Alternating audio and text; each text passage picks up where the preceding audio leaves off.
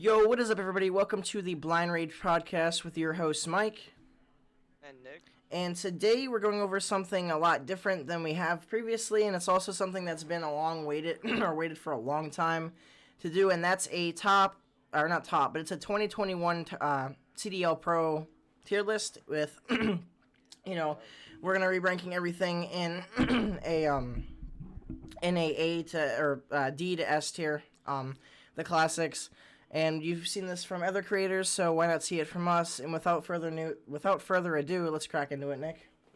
Alrighty, yeah, like Mike said, let's crack right into it. As we do as tradition around here for those of you who are new viewers, we like to start off by cracking open a nice Dr. Pepper. And the doctor is trying to cut me down to one Dr. Pepper a day, guys. Can y'all believe that? With all my stomach issues and everything going on, they're trying to cut down on me, guys. So I saved it for the podcast for you guys, so y'all should feel special.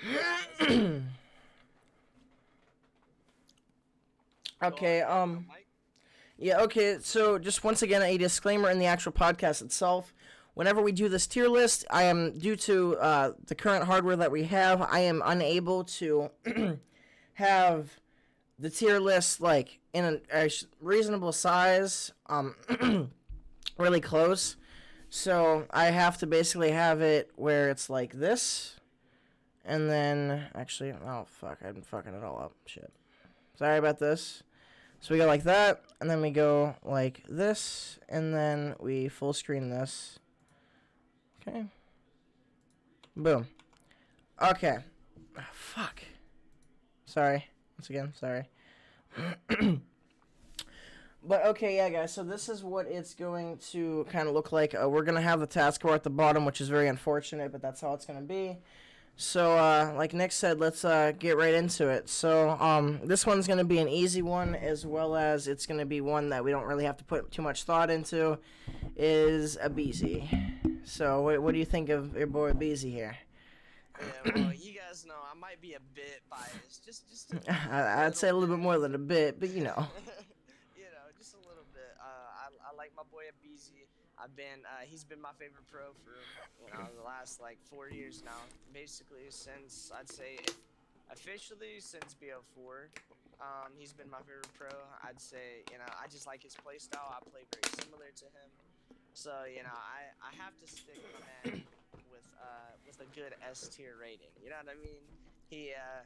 He got that freaking. He almost hit that 3P, man, back to back to back. Him and Simp both with the United winning it in BO4, and then on MW they came in second on Atlanta FaZe when they almost won and they lost to Dallas Empire, and then here in Black Ops Cold War they came out on top. So you gotta throw them in that S. Just been dominating for the last 3 Call of Duties in a row for sure. So you gotta throw them up there for sure. Well, what do you think, Mike? Definitely an S tier. This is one that I didn't even have to think about. I seen a BZ and I'm like automatic S tier here.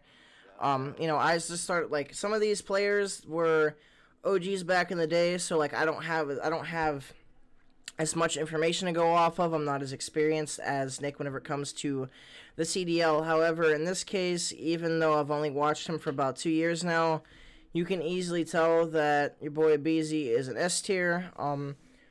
As well as, like, his playstyle, like we said, kind of matches Nick's playstyle, and overall a top tier player. One other thing to another disclaimer, I guess. Everybody in the podcast hates me now. Disclaimer. But we're, like, if I call some of these players by their real names, which I'm going to end up doing, or I'm going to do by default, Nick's going to mainly call them by their actual gamer tag. However, if I correct Mike if he does, but like with Hook, he might say Kyler. I'm definitely gonna call everybody by their first name unless I don't know it. But like you can kind of tell the people that don't know their first name, like what their gamer tag is. But that's definitely something that's going to happen. So let's get into the second one with Lamar, or accuracy. What do you think about him? See, this is kind of a tough one because if you base it, because obviously we're basing this off of all time. We're not basing this off of, like, Well, this is a 2021 tier list. That's why we can base it over all time. However, it's mainly like for this year. But yeah, well, I mean, like overall throughout, like the whole, like I'm still gonna base him off of like his whole career. You know what I mean? Even though like yeah, 2021, I get it. So if you base it off of 2021, if we're gonna do it like that, then I'll say he probably is maybe like a C tier. I'd say. Like he wasn't bad, but he was not putting up the numbers that he could have like and that he did back in like say World War II, or some of these other CODs where he completely took over. So I'd say C tier for Lamar. Okay, give me one moment. Can I not edit And this? and for those of you guys who hopefully y'all can see this on my end as well. I do have him pulled up back here behind me, so if y'all are wondering, um, I know it's not ideal. Like it's not the best. We're not set up properly like we could be, but hey, we're working the kinks out each and every week. It's getting better and better, so we appreciate your patience and working with us, guys. Okay, I guess let's get into the next one here. This one we don't have a whole lot of information to go off of because, like we said, we have a lot of these teams towards the end of champs and like after, like not towards like champs, but like in between, they started making a lot of roster changes or like like roster mania like mid season or whatever like that. So we don't have a whole lot to go off of. But what do you think of Alex?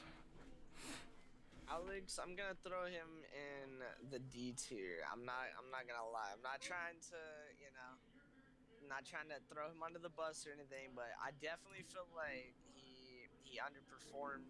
I felt like Zed was doing really good on that Royal Ravens team. He was helping them out a lot. He was making the plays. He was like their in-game leader. I felt like, especially in the comms. And then they benched Zed and brought in Alex, which I was like, I get it, but Alex hadn't even played at the beginning of the year. He had that thumb injury. He had everything else going on. So I was like, okay, if he comes back and he performs, that's great. But he came back, and I felt like he played just, like mediocre. It wasn't. He didn't come back and show out and perform and let everybody know. He was here to He didn't earn make his a spot. statement at all. Yeah, exactly. So I feel like for sure I would give him a D tier. Like he didn't show me anything to make me wanna. Out of all the European players and all the European talent, I'd go with a different sub. No offense to Alex, but I would give him a D tier for sure. Okay, the next one here, Papa App. Once again, like I'm not exactly sure if you want to go off of like overall or yearly, because that would change. Like everything changes differently. It Yeah, if depends we're on. gonna do, I guess we'll just do the 2021. Since that's how we started it. Yeah. Um, but don't let me Oh, down at all either, man.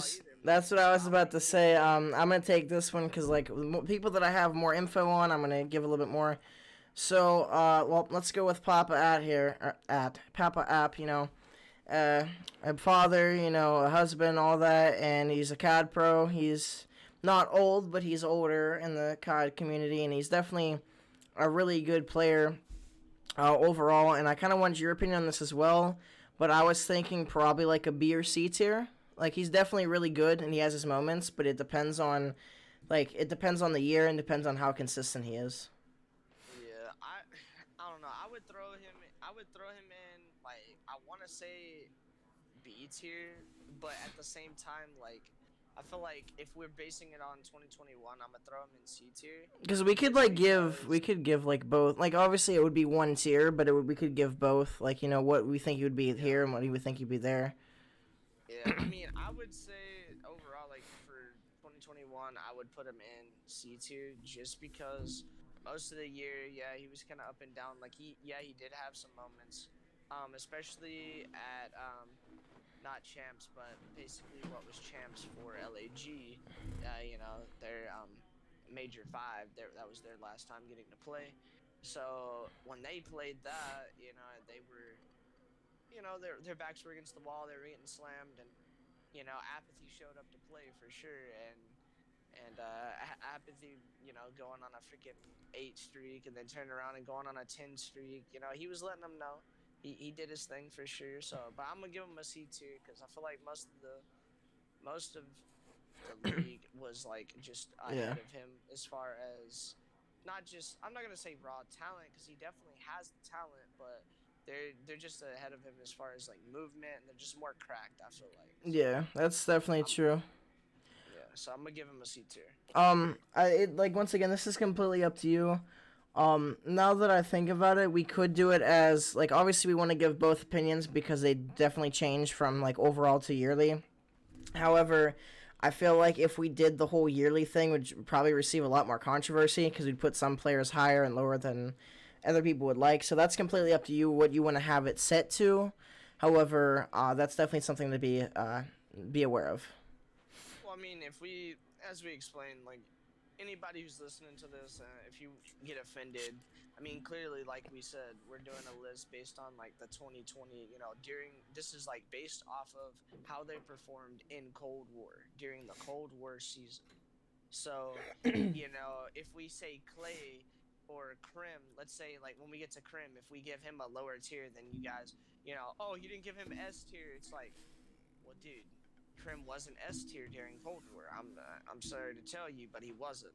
If he was, like maybe it was for like one event or one weekend or something, but it wasn't consistent throughout the year. He wasn't consistent enough to be an S tier. So anyone who's offended, just know now it is based on the 2021, on the Cold War season. So just take that with a grain of salt and think about that, like how look at it from the same light that we are. But yeah, we can go ahead and move on, Mike. Give me one moment.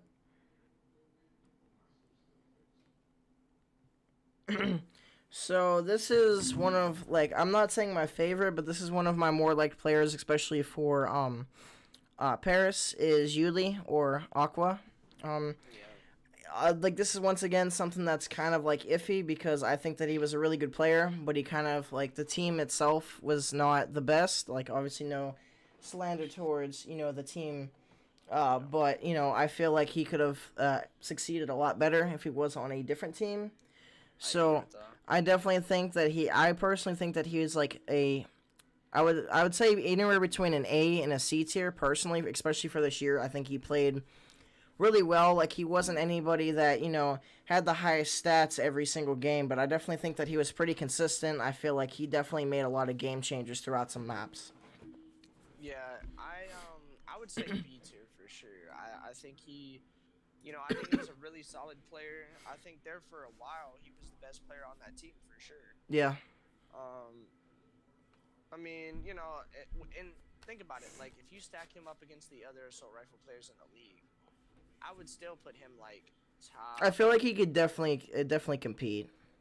Like, I'd put him like what? Maybe not top 5, but I'd put him for sure like maybe 7th, maybe Yeah. something like that. At I least don't know. top 10, like at least. Yeah, but I don't know. He's damn good for sure. I would say I'd give him a B tier. I think he performs. He puts in his work. Yeah, the team didn't perform as well as they had hoped, obviously. Um, but individually, he definitely did his thing. Okay, let's get into our boy Alec or Arcides. We love Alec. He has a great personality. Like he's not only a goat in game, but he's a goat whenever it comes to comedy. But I personally think that he's S tier. He could be A tier depending on the season, but I definitely think that he's S tier personally. Like if overall he's S tier, and if you want to say this season maybe A tier, but he's definitely either A or S depending on how you're looking at it. I agree with everything you just said. I think definitely overall, there's no doubt in my mind he's an S tier. For the Cold War season, I'll say I could easily agree with him being an S tier or an A tier. I could see either one. Mm-hmm. Only reason why he might be an A tier is because when your three teammates are Simp, Abizi, and Selly, It's harder. It's hard to like fine. show your performance if there's Yeah, nobody to kill. yeah. There's only so many kills on the map, right? So I still think we should give him S tier. I'm definitely down for S tier. It just depends on So what map you're like, what series. One yeah, series he might drop one less kill than the other series, and that makes him A tier. But yeah. like obviously he has his bad games. Anybody in S tier, like just like everybody else, has bad games. But he's definitely a very consistent player. He's a very level-headed player. I think he's Like he has a great personality in my opinion, and he's Yeah, also like has his has his priorities straight. So I definitely think that he deserves an S tier, or like I said, guys, depending on how he's depending on how he's performing and how he's viewed, he could be a, but he's definitely either A or S, regardless of like the year. yeah, Okay, I don't want to hog all of him myself. However, this is definitely someone that I think I'm very fond of is Asim. Once again, like I think that I feel like NYSL did really good. So I don't think it was as much of Paris' situation where, Yuli got held down, but I definitely feel like he could perform with some of the higher like the top like not topper but higher teams. I definitely think that this year he performed like very well. He's not like a rookie, but like he's definitely newer to the COD scene. So like it's good seeing him succeed like this. And I definitely think that he's consistent. So I was thinking probably like A or B. It depends what you think. We could be even higher or lower, but that's my personal thought. yeah. I would say, with all the, you see, because it's not just his performances, his consistent 40 bombs that he was dropping and all Yeah, that. It was the fact that he was dropping the 40 bombs while, basically being that second IGL on his team, yeah, calling out constantly.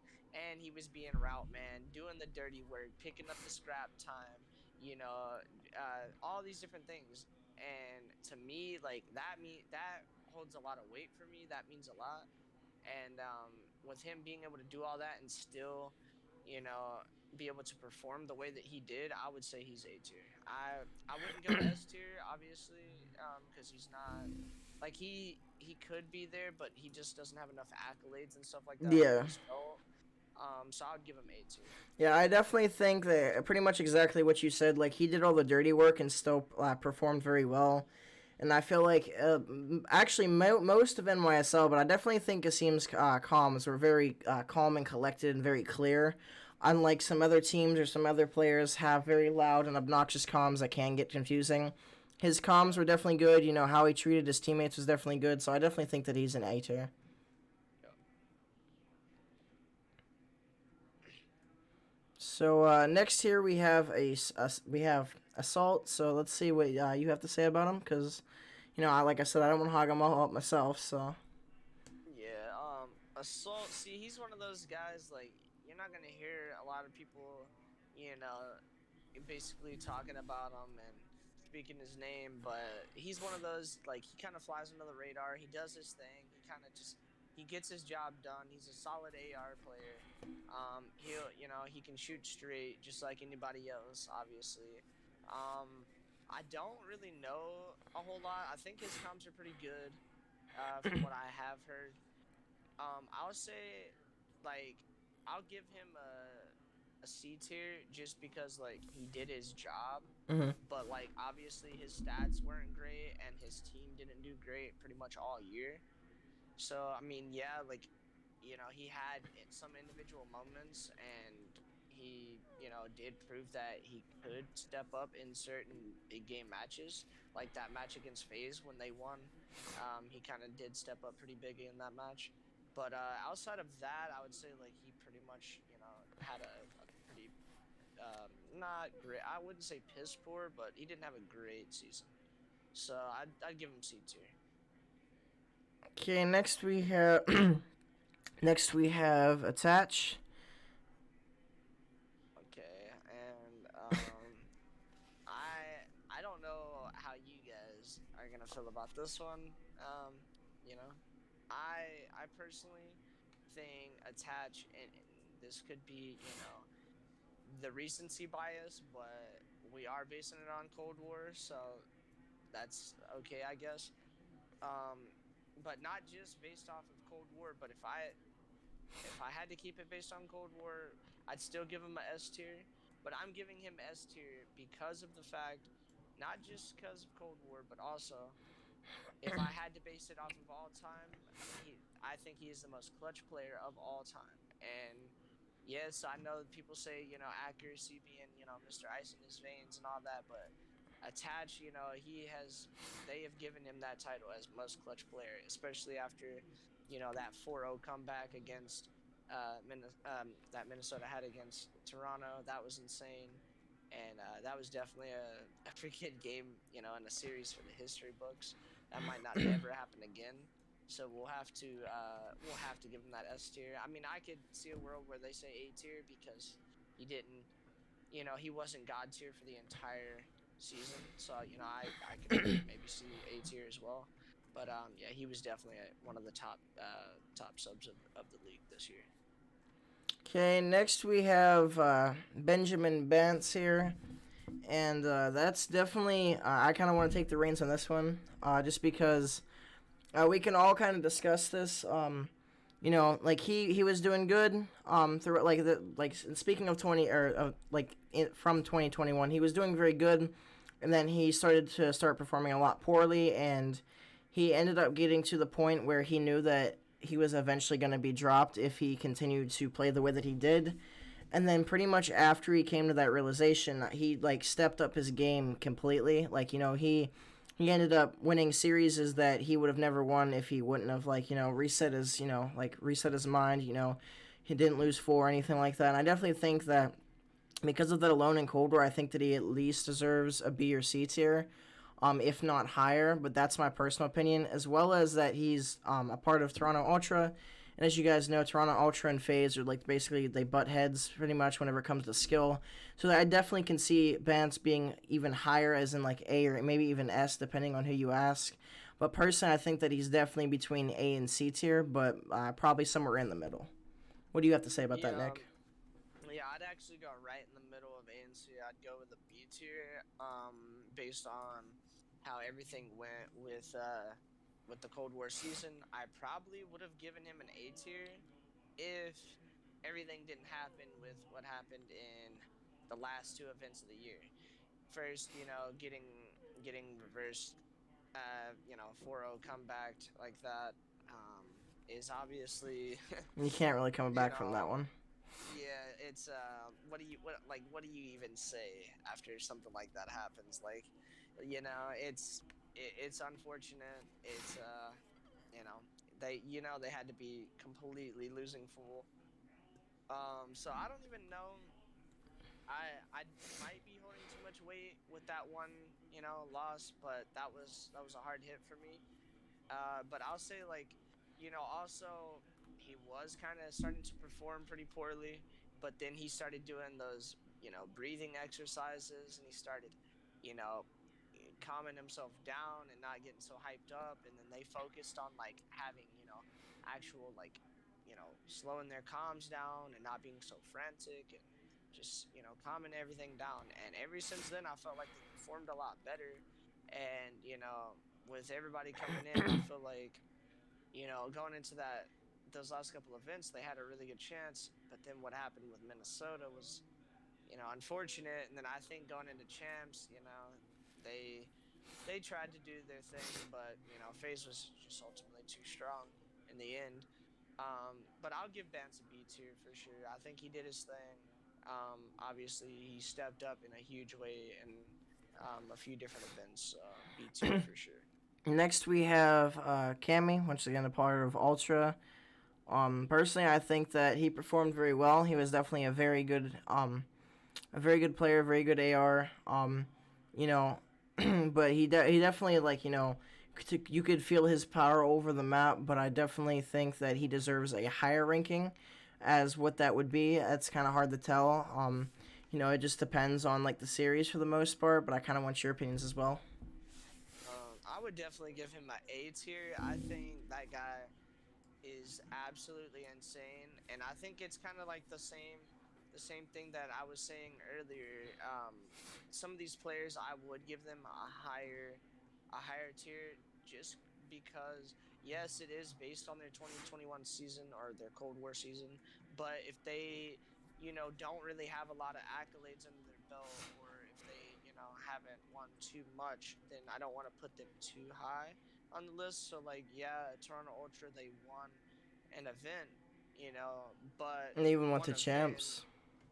one event was great, but at the same time, I can't put him on the same level as someone like Clay or Krim with their 3 rings and so many, chips and all that, So I'll say, he's a great player and he has he has a lot of potential for sure to keep it going. But I can't throw him in that S tier, just because of all his, how early on it is for him. I'll say, but A tier for sure. I wouldn't put him any lower than that. That man is insane. One of the best flexes in the game for sure. That is facts.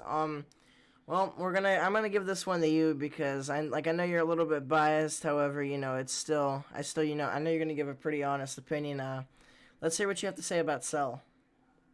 Yeah. So I mean, obviously, I think highly of this guy.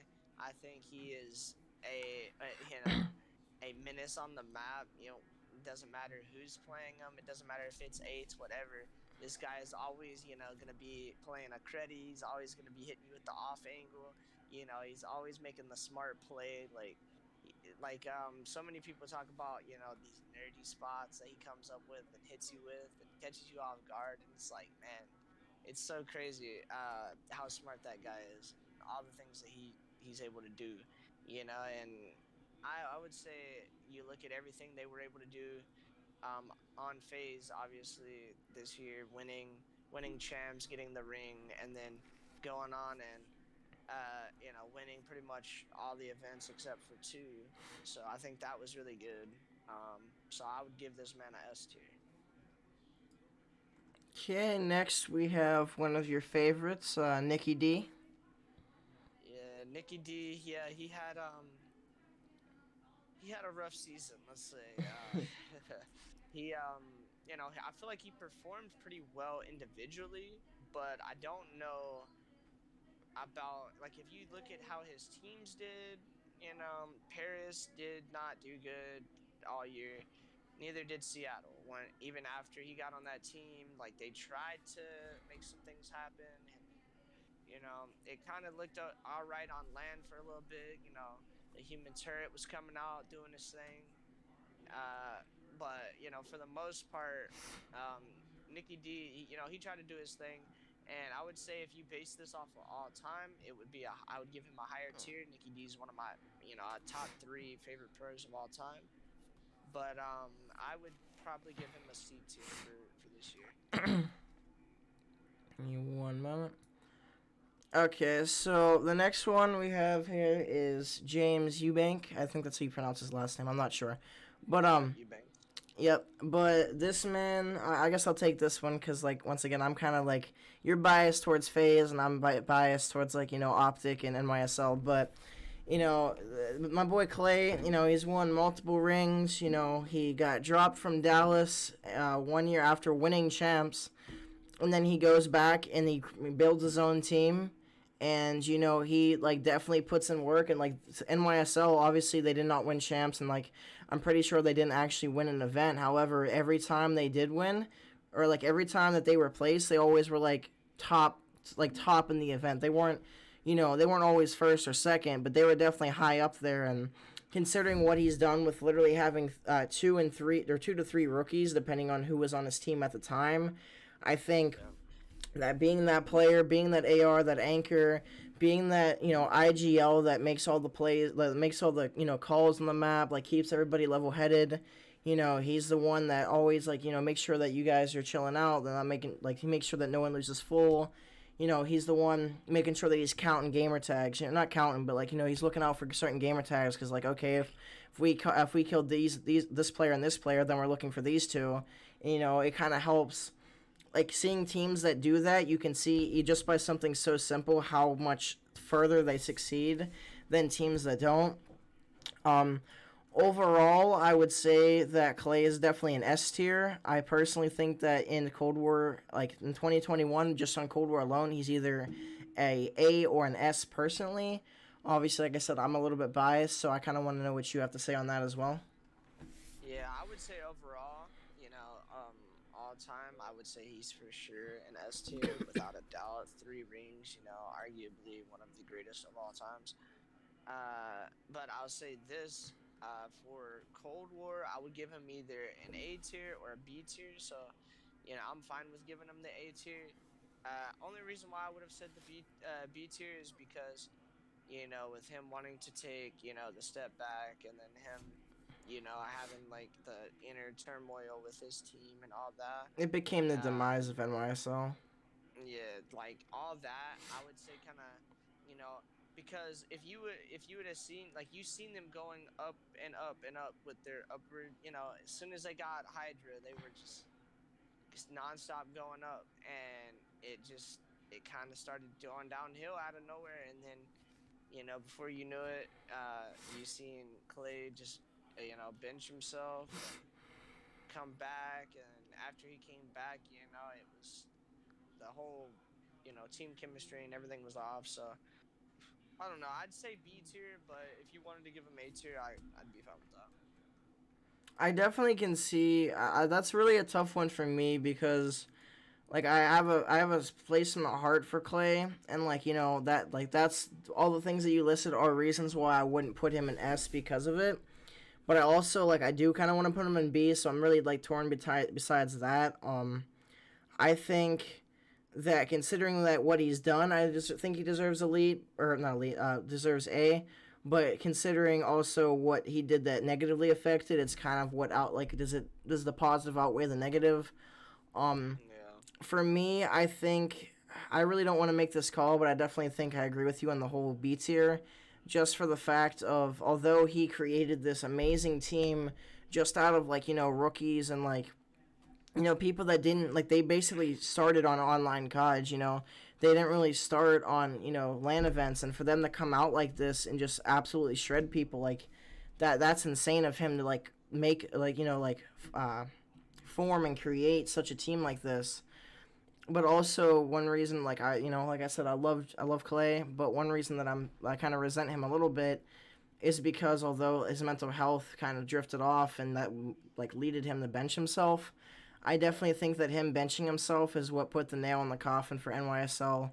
And I feel like if he wouldn't have benched himself and everything, like nothing like that would have happened. That they could have definitely been a top three or top four team, maybe even higher than that. But I think that at this point I definitely think that he should be either A or B. And I'm gonna say for this one, for 2021, I definitely think that he goes for the B tier. I agree with that. Okay, next we have Kleenex, which since we're both subs here, but you're the current sub because I'm a flex or I'm an AR depending on the COD, or I'm even a sub. But considering I'm an AR this year, let's see what you have to hear or have to say about Kleenex. Yeah, Kleenex, I think he's a really good player. He's another one, kind of like what I said with Cammy. I think he's really good.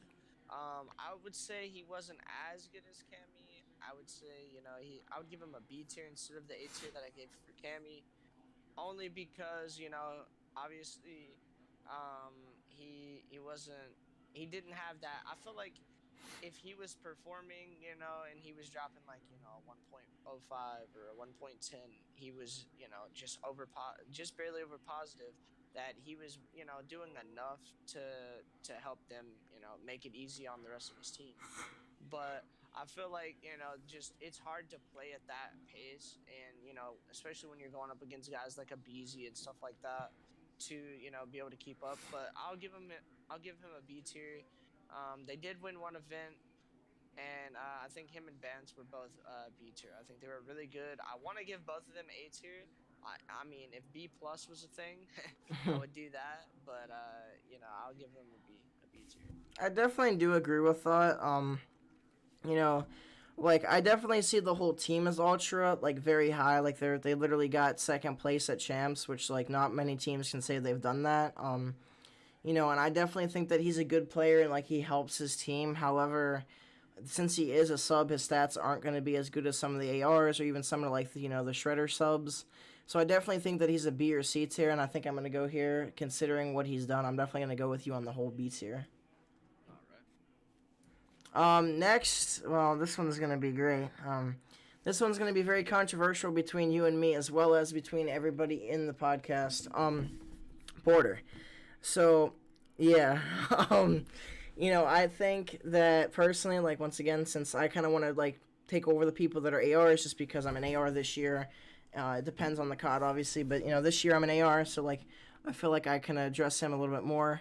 As a teammate, there's nothing below E tier. I think A B C D E. Yeah, there's nothing below E tier. When it comes to teammate skills, he's definitely below E tier, F tier. But whenever it comes to gameplay, okay, when it comes to gameplay, overall, I would say that overall he's an S tier, but in Cold War he was not so great. Personally, I would like on considering his good and bad games, I would give him like a C or D tier, and that's personal, that's me personally. But I know you kind of like have a vendetta against him. However, like I know you're still gonna rank him like pretty fairly. So what do you Yeah, all rank him have to fair. say? Yeah, I plan on keeping it fair. You know what I mean? Even though like I wouldn't call it a vendetta, but I just don't like the guy the way he perceives himself and the way he carries himself and tries to just name call and call everybody out and shit. It's like I don't know. And now supposedly he's gonna be teaming with Neptune, which that's gonna be interesting. With the whole thing that he did with that. But as far as like for him in the Cold War season, I do agree with you. I think overall he was an S tier. Especially in Um, Black Ops 2. yeah, especially there, and some other CODs too. But I would say for Cold War, I would give him a C tier. I would say he was definitely not. I wouldn't say he was top five outside of maybe one event, maybe that second event of the year. Um, Outside of that, maybe one other event, but for the most part, I'd say he's pretty average. Kind of similar to like your Lamar, accuracy. Similar to that, to where like old school veteran, definitely gonna get the job done. Definitely gonna be able to get his teammates in line and get everybody Especially where they considering need to his be. rings as well. Yeah, Like obviously that doesn't affect the Cold War ranking, but overall, like considering his rings and what he's done, like we said, obviously S tier. But between this year, it'd probably be C or D. yeah, I'd give him a C tier though for this year.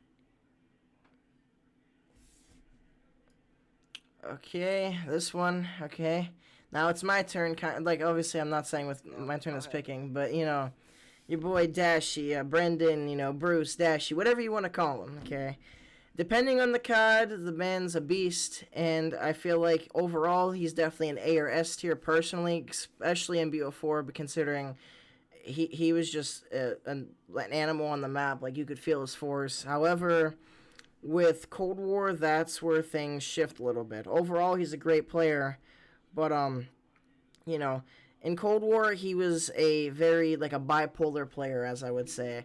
So the maps and modes where they win, he has a banging KD. Like he performs really well. He does really well. And then games where they lose, he literally goes like 3 and like 25. And I think that his personality also has a factor in as well because obviously like outside of the game he's like once again we know from like vlogs and podcasts and things that he's a really cool person, like he's good for conversation. But even considering pretty much the whole Optic crew, in Optic, Dashy's comms are very calm and clean. It's kind of like one of our boys that like he only comms whenever it's absolutely necessary. No, Yeah. we're calling you out. We're talking to you. you know, but I definitely think that since he's a bipolar player, that he's gonna rank a little bit lower because, like overall, like I said, he's probably an A or S. I would probably say, for Cold War, either like a C or so. That could change, but I don't know how you would like to place him or like what exactly you think that would change that up or down. But that's all up to you. I would say overall, I would say like out of all the games I've seen him play, I'd give him A tier. Um, Obviously, same reason I wouldn't give him S tier for the other people, just because of his accolades and stuff like that. Like he hasn't really, he's won a few events here and there, but he hasn't actually, he has a lot of raw talent and he drops numbers, but he hasn't actually won. Like his team hasn't won a whole lot. Um, but I would still say overall, I would say like individual skill, I'd give him A tier. But for Cold War, I would give him a C tier for sure. Yeah, that's Feel what I like was thinking. I would say he was very middle of the pack. he could do his thing. He definitely had maps where he would take over, but for the most part, it wasn't like BO4 Dashi, you know. Yeah, like it was like even though it was like kind of a similar engine, it was night and day difference. Next up we have Diamond Con. You guys know, like I said earlier, how Clay like created like formed his own team out of all rookies, and Diamond Con's an example of that. This man came from challengers, and he knew that he had to like step it up, and like he had to like make a name for himself in the pro scene. And like yeah, sometimes he didn't drop the best games, but I feel like overall he was pretty consistent. I definitely think that he was a good teammate to have on NYSL, and I definitely think that that he deserves like what he's done, as well as the whole controversy of people getting mad that he got dropped when he even like not signed, but he even agreed that he was going to get dropped sometime throughout the season, but it was just for like the experience and the practice to get yourself there. But I definitely think for Cold War, I can't put him S tier or anything near that because of the fact that like how many events he's won. Like he hasn't really played any any of the pro scene except for this year. So I can't really rank him overall. Personally, I think that he's definitely an A or B tier. That might be a little bit different opinion than you because of some of the variables, but I definitely think that he's A or B on my list. I don't know how you would like to put him, but that's definitely what I'm sticking at. I would either go B or C. I think he was definitely a really good guy. Like I would say he helped their vibes and like just team Kim a lot. He seemed like he just got along with everybody really well. I think he did his thing. He definitely came in, and performed. He didn't, he wasn't a shining star. He didn't jump out, and slam everybody, but he definitely, he performed, good enough. And I would say if B tier, I would compromise and give him the B tier for sure. He was better than he was better than some of these ARs, but I would easily like I would either say B minus. Obviously, that's not a thing, but I'd either say like a low B tier or a high C tier. Okay, next we What have about you? Dylan Cod, which this is for me.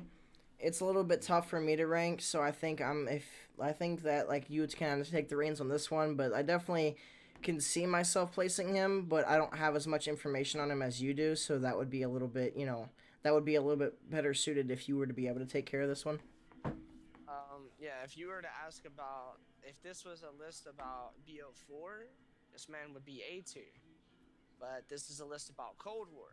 So, yeah, I'm sorry, Dylan Cod, but we don't even know if that guy even is gonna play COD anymore or what the deal is with him. By the way, the guy like got off socials and everything, and yeah, he's like because he got benched off that team. He's like pretty much. I think he's like done with COD pretty much.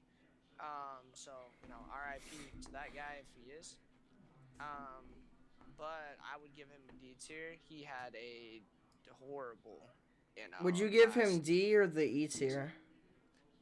I I don't want to do him that dirty, but I could easily see a world. I mean, yeah, we probably should go E tier. Because I don't even know if I you think knew like about E tier to this point though, because like we've been putting we actually have only two in E tier, but like there definitely is lower than D on this list. yeah, I don't know. I feel like I try to be too nice on some of these people. I try not to put them too, but I feel like you can't drop a point four. You just can't. I'm sorry, but like you're going to an event and you're dropping a point four. You're going to need tier, but so sorry. As you take a swig of Dr. Pepper and you say that all smirkly, that's great. Okay, next, one of my favorites, Dylan Envoy. Considering his backstory, I think that this is going to be an interesting one. Guys, if you knew, like, he used to play events and he used to cheat. He used to play, with a mouse and keyboard. And then he came from that and he came all the way up into, like, the pro scene. He played for a couple years. And then on Cold War, I think that's kind of where he really shined. Like, he didn't do bad in MW, but he I think he definitely. was better in MW than he was in Cold War. Me personally.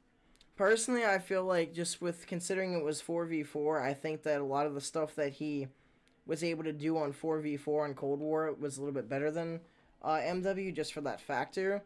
But considering like this man's always the flank man, this man plays all the crazy angles. Try to always shoot them in the back, which that's a really good play, especially if you have three people pushing one hill, and then you have someone flanking and all that. And like with him and Scump, like obviously T2P exists, but whenever it comes to the subs, you know considering that I'm pretty sure like Envoy isn't like a rookie, but like he's only been here for a few years. You could correct me if I'm wrong on that one. It's only been like He's only been in the pro scene since BO4. yeah, that's what I thought. So it's only been what like 3 years now, and he's already competing with like Scump. Like I'm not saying that he's better than Scump or he's as good as Scump, but I think that this year he there was definitely series where he played way better than Scump, and there's times where he played worse. But I think that he overall he's well rounded, and I think for Cold War, I don't really want to put him as high because he's only been in the scene for 3 years. But I definitely kind of want to put him like on the A or the S tier range. Yeah, I think overall I would put him in A tier, but I think for Cold War I would put him in B tier just based on like team performance and like I said, some of those things like there were so many insane plays. Like if you looked at his game on MW like St. Petrograd S&D or something, like Envoy would single-handedly win them rounds. Like he would flank the sniper, kill him, snap onto the second, get the two piece, play his life, get the third, like something insane like that. Like I feel like those plays, like he just wasn't making the same impact in S&D that he did. Like yeah, he was, he did that sometimes. Like I think he had a game of standoff where he just completely was playing like a Beezy and full sending it straight to courtyard and just getting a first blood and just playing it insane. That's how he should, but I felt like he didn't play it like that enough, and I felt like he definitely had the same potential to keep taking over. But I feel like in on Chicago Huntsman, RIP Huntsman, I feel like he was way more dominant on MW. But for Cold War, I'll give him a B tier. I think personally. I'm okay with putting him B. I can definitely see the counter arguments with that one. Yep. Um, one moment. The next one here we have is Fire, and once again he played in Paris. He also came from Challengers. And eventually did end up getting dropped. But I kind of want your opinions on this first because I've been like doing the past couple, and I don't know how much you have watched of Paris. Like I know you watch pretty much all the games, but Paris is one of those teams that most people don't pay attention to just because of where they're at on the boards, which I can understand, but it's also kind of like discriminating. But that's beside the point. What do you kind of think about Fire, about Yuli? Or not Yuli, Well, that's Aqua, I'm stupid. Yeah, on Fire. I felt kind of bad for the kid because it was his first time coming in, and he comes into the CDO and he had kind of a rough time. He was going negative pretty much every series. He was really struggling. They tried to switch up the roles between him and Scraps and just trying to do different things and trying to make him comfortable. And I felt like just no matter what they tried, it just wasn't working. And when it did end up replacing him, I felt like the team did get better. Um, I don't think and I'm gonna say something similar to what Zuma said. I don't think the kid was bad. I think he has a lot of raw talent. I think he is an actual good player. I just think he wasn't able to put it together with those group of players. And I think he will get another shot at some point. I just don't think I think he needs a few more years to perfect his craft and just get everything to where it needs to be. But I hate to do it to you, Fire, but I would throw you in the E tier, my man. Yeah. With Fire, you know, I definitely respected him as a player. Pretty much, basically what Nick said. I think he was a good player. He came from Challengers. This was like his rookie year, basically. And once again, I also felt bad for him because you could see his skill, but it just wasn't working. And like Nick said, they even I even noticed that they changed the roles, and it wasn't helping. And like I really enjoyed watching Fire personally, even though like his games weren't the best. Like I genuinely liked him as a player, and like out of the team, he was one of my more favorite players. That being said, though, I kind of do agree with Nick though. He didn't have a very good performance, but I definitely respected his grind. I would definitely say D or E. That's kind of a tough call, but you also have to think. I was gonna say, you have to think: is he, like, did he perform as bad as Dylan Codd, or did he perform more like Alex? You have to considering like where they both are on the tier list. You kind of have to think like, what did they Yeah. perform closer to? But I don't know exactly if you want to refine that or if you just want to keep Yeah, them in E. we could throw him to D tier. I mean, it wasn't I like would he. be fine with either, but you I just have don't to put think it in he perspective. performed. I don't think he performed as bad as Dylan Codd. Like I think that's a good point. I would just say it's like I don't know. Dylan Codd for me was one of those that you would expect him to be So insane it's like a because shocker.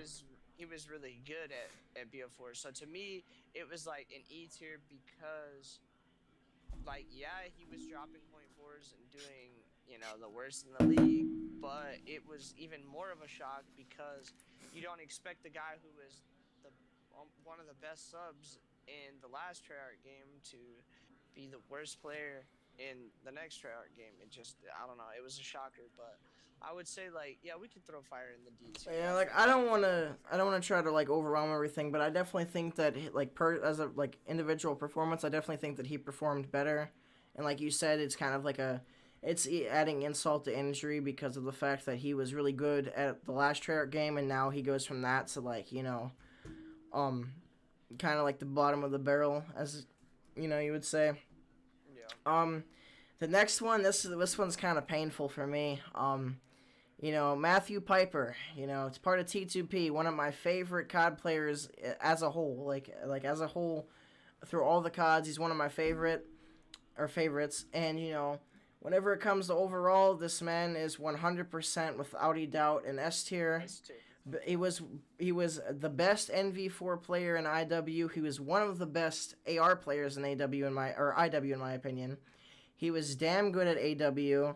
He was still good at BO3. Like, he was good at pretty much every 3D movement game. Like, this man shook the whole lobby.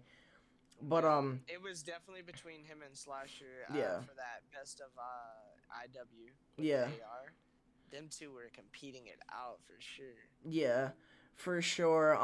That being said, the part where, it's like a stab into me is, my boy Formal. Like, he was definitely not the worst whenever it came to Cold War, but he performed very poorly considering what we know he can do. He's went on like 15 and 20 streaks, and like IW, he's like gotten 4 or 5 pieces in the kill feed in like 10 seconds. He's had epic snipes in IW where he literally aced the whole team just quick scoping him.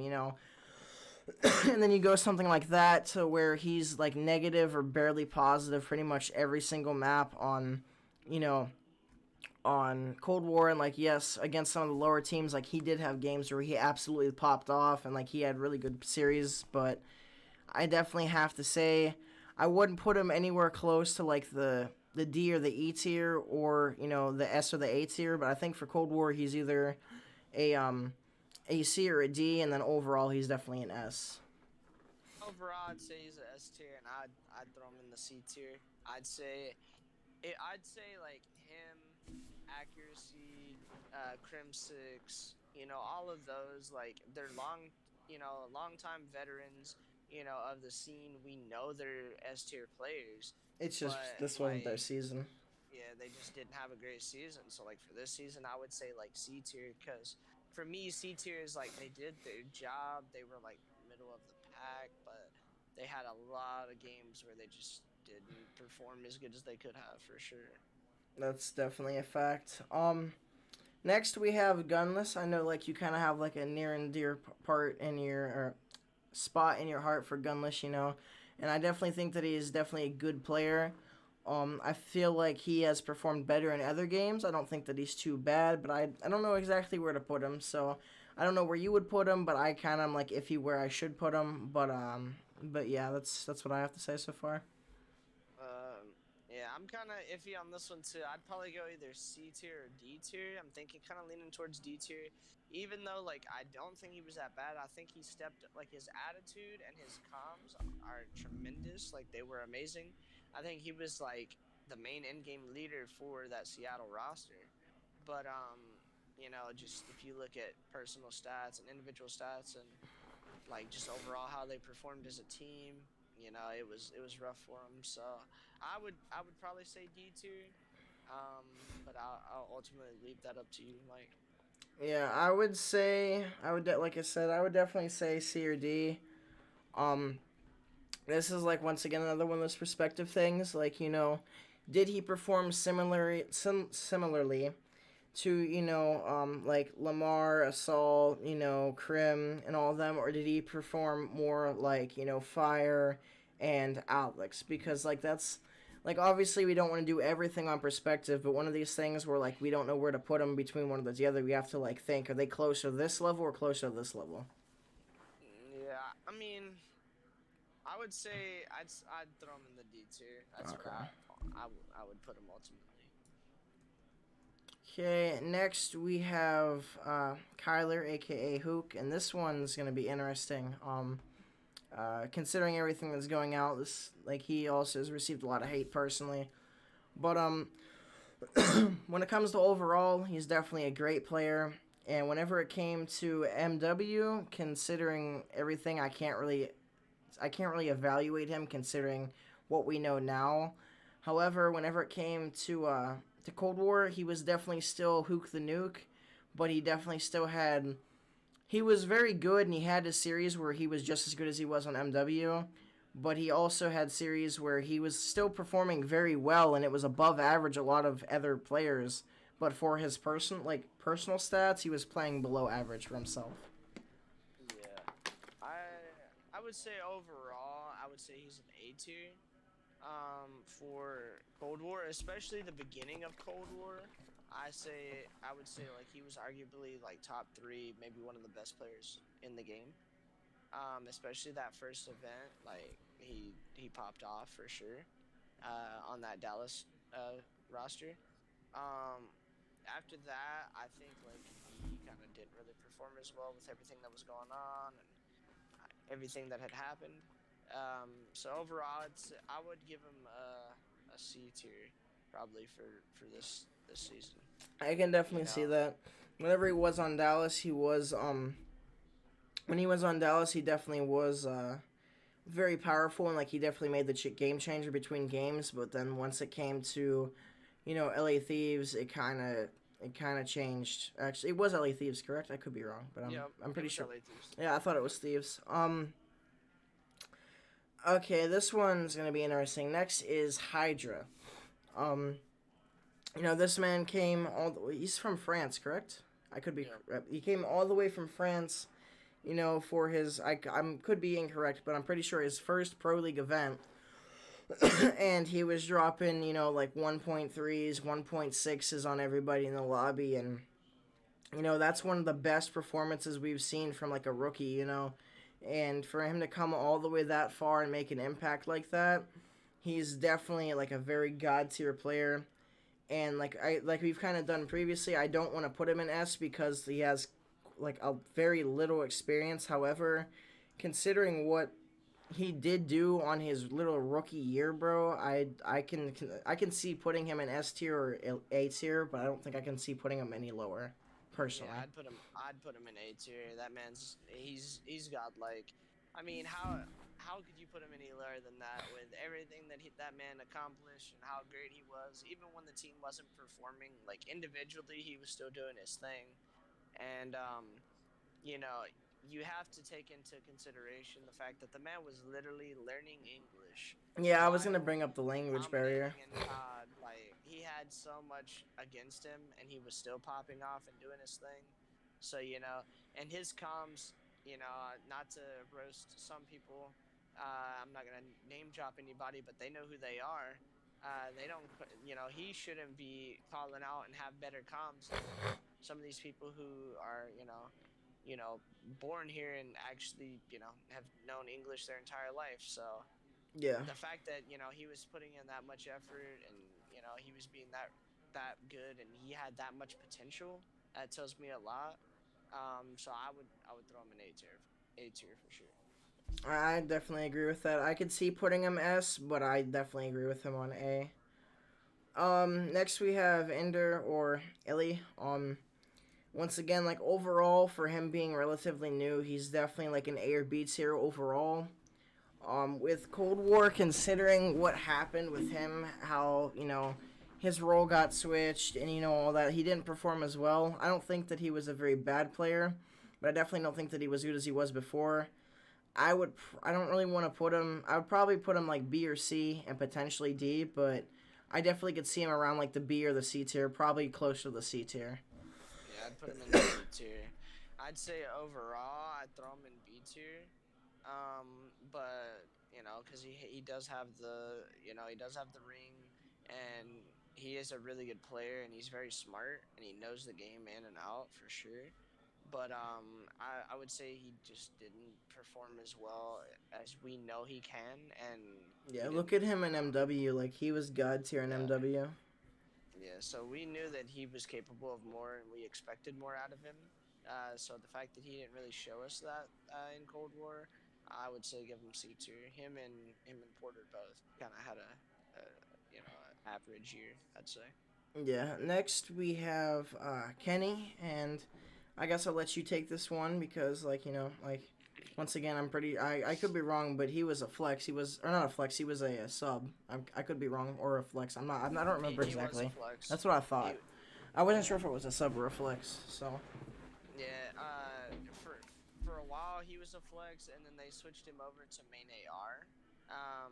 When they because for those of you who don't know, uh, that team switched up quite a bit. They made like yeah. 19 roster changes, which is insane. Um, but they they ended up when they benched Slasher.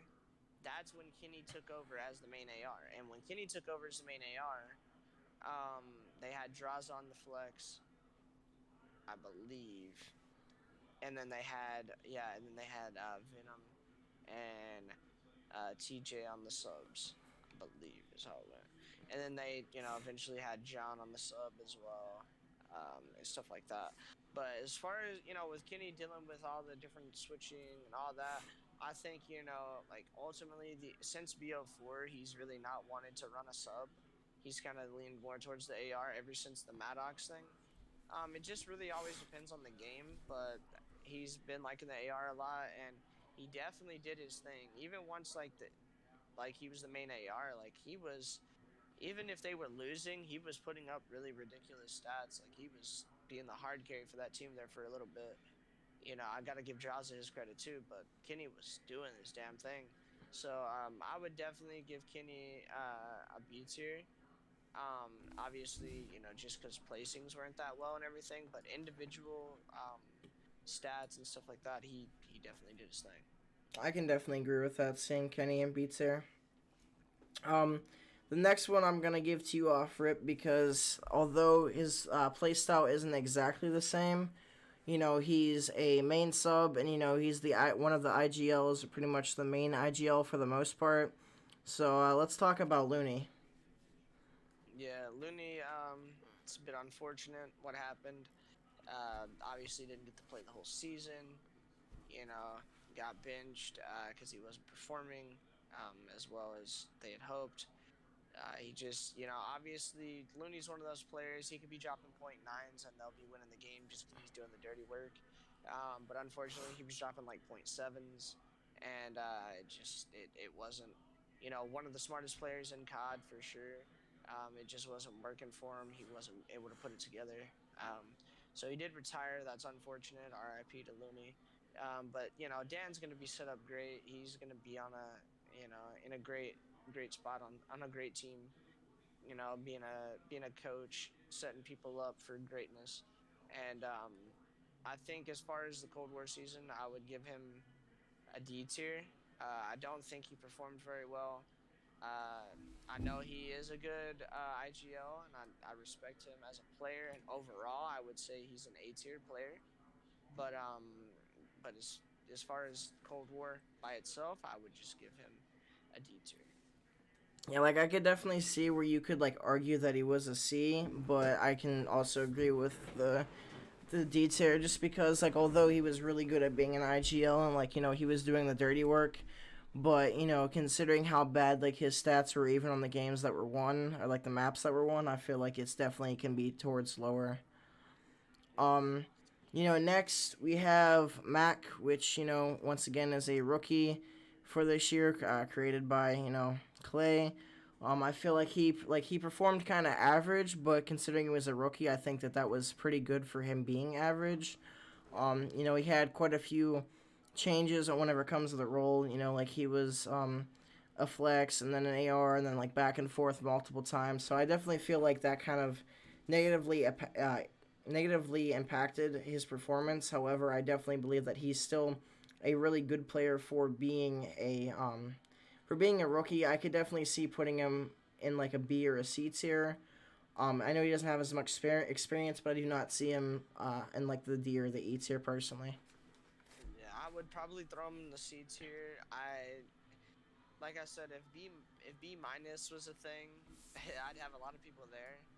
Um, but I feel like C tier is a great spot to throw someone who was do it like they did their thing, but they were just they did their job, but they didn't overperform. They didn't they weren't a shining star. They didn't show out. They just kind of showed up and did their thing. So I would give him a C tier. Okay.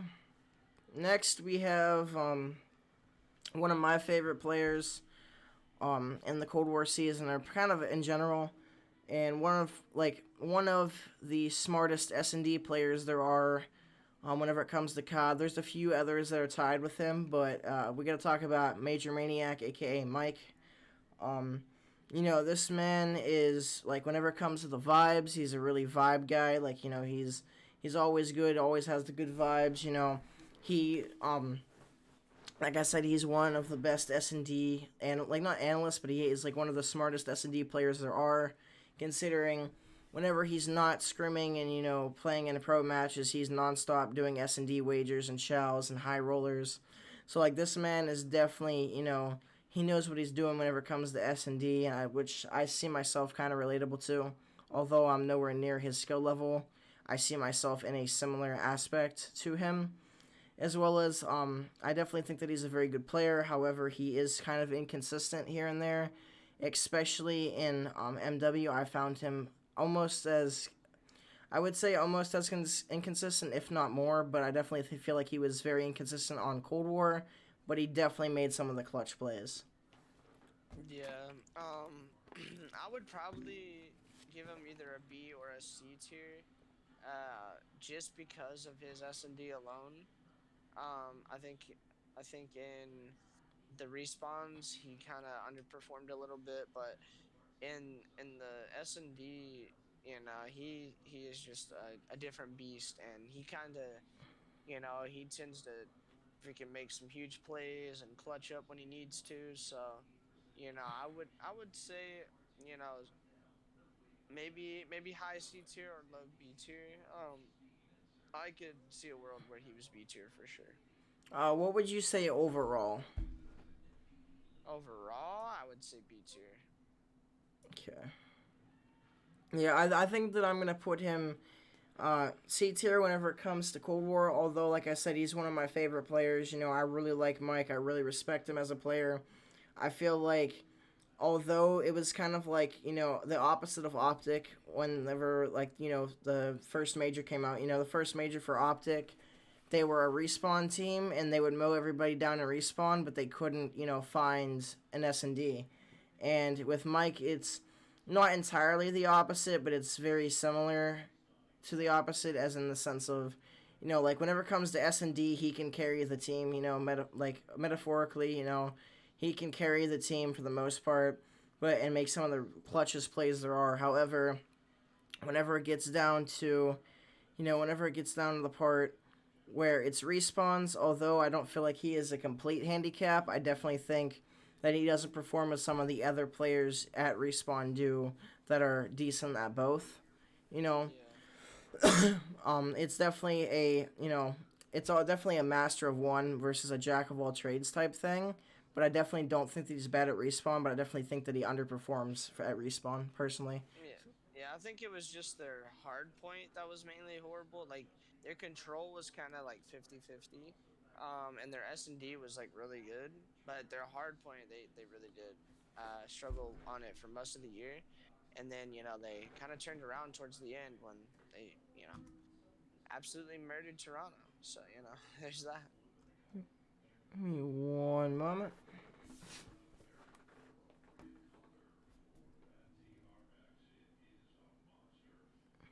Wait, that's okay.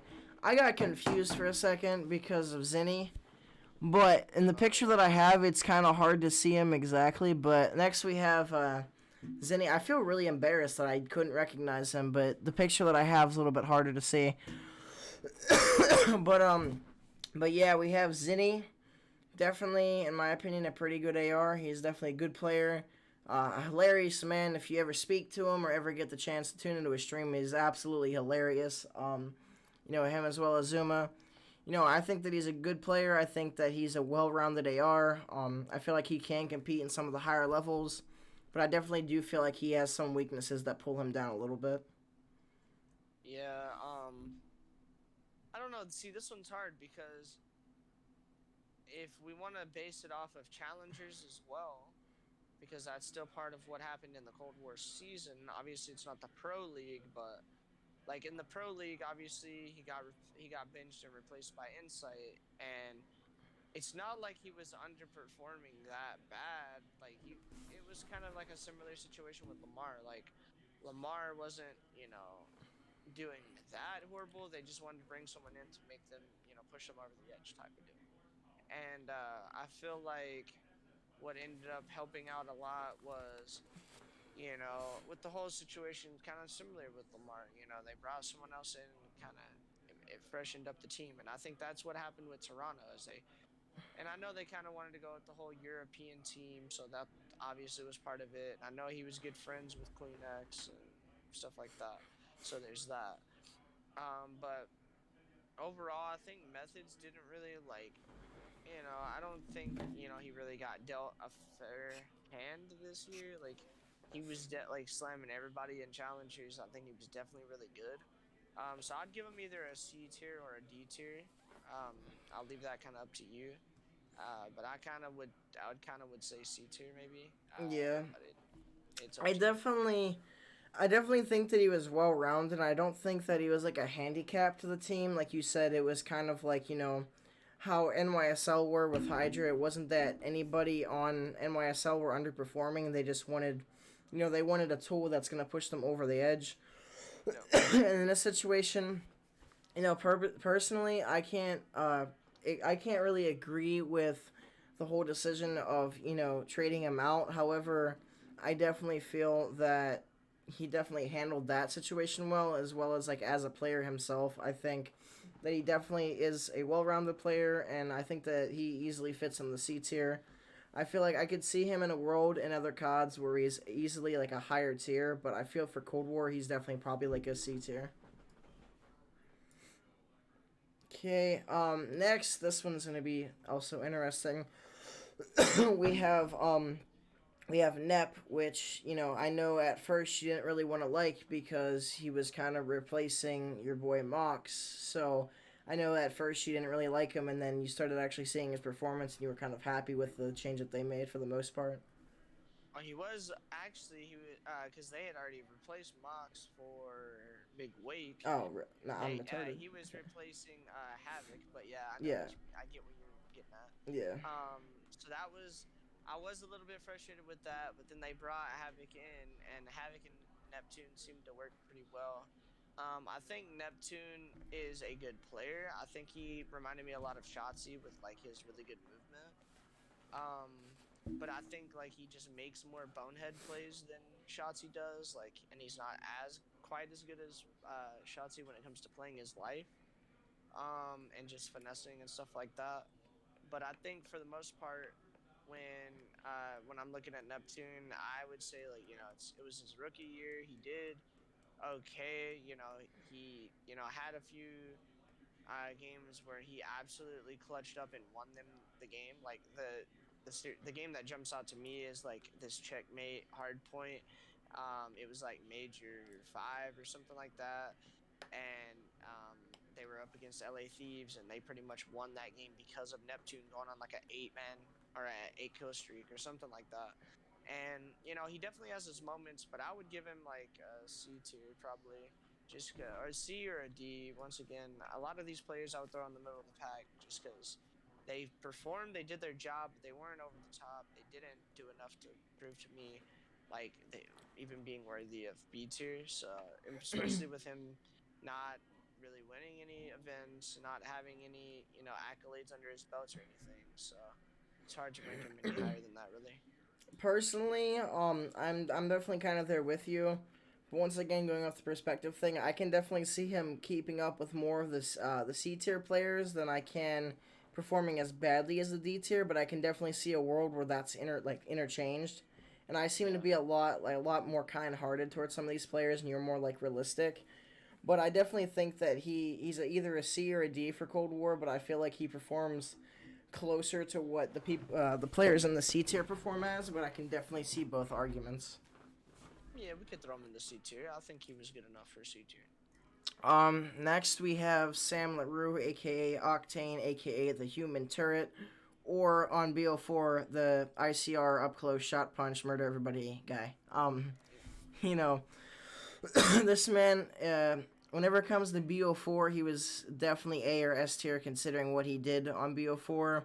But that being said, Cold War is not BO4. Although Octane is a very good player, he earned his name, the Human Turret, for a reason. Um, I feel like I don't feel like he's washed. Like a lot of people make fun of him and say that he's washed. I don't think that's the case, but I definitely think Cold War was not his game, and I definitely believe that he underperformed. Like considering his perspective, he underperformed extremely compared to like what he could do in BO4 in the last Treyarch COD. I can Yep. definitely see him as a middle of the pack for Cold War. I can also see him a lot lower because he did have some uh, subpar performances. So I don't know exactly what I want to do yet, but I definitely want to hear what you have to say. Yeah, I'd probably throw him overall. I'd probably throw him in A tier, but for Cold War, he definitely was underperforming compared to normal. I would throw him in probably C tier. Yeah, I wouldn't put him in. I kind of would say D I tier would based say on C or D. performance. I would say D tier based on performance, but like I don't know. I feel like individually he did enough to show me that he's a C tier player. For Cold War, plus he did have a couple events where I feel like he did really good. Um, or at least he showed me enough to prove that he could be C tier. Okay, next we have Big Wake. Like I discussed earlier with the whole Major Maniac thing, this is very similar with Wake. You know, this man is one of the best S&D players there are in the competitive scene. You know, I only have for the most part good words to say about him. He was an S&D star. Like, yeah, I don't know too much about his respawns, but whenever it comes to like S&D alone, I would say that he's an S tier player. However, that's not what we're rating them off of because in S&D, literally like I think it was 5 or 6 series in a row. Every S&D he at least had double digits, but most of them he had like 13, 14, 15 kills. And I Yeah. could be wrong on this. It could be someone else. However, I believe he set the record for the S&D kills in like not overall, but the S&D kills in one game in Cold War. I could be wrong about that though. Well, I know Insight did it his first game. He dropped like 18 Yeah, on Miami. Um, and then I think Priesta dropped 20 later in the season, something like that. So yeah, I don't know, but yeah, Big Wake. I think he's a really good player. Really great at S&D. I think it's pretty similar to Mike, but I'd put him a little bit under Major Maniac. Um, I would probably say he. I would say like he's a little bit worse, but I'd still give him. I'd still throw him in the C tier. I I definitely agree with the C tier for Cold War.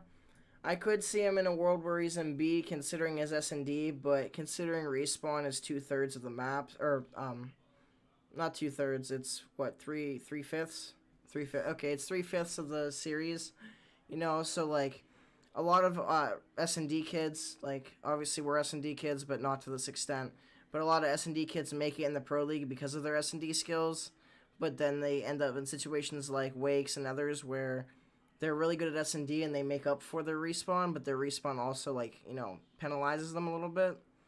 Yeah. I personally think that off of off of Cold War, I definitely think that Wake is a tad bit better than Mike, but I can definitely see once again the opposite where people think that Mike's better because I love both players. I'm a big fan of Mike as a streamer and as a player and all that, but I can definitely see both worlds of that. Yeah.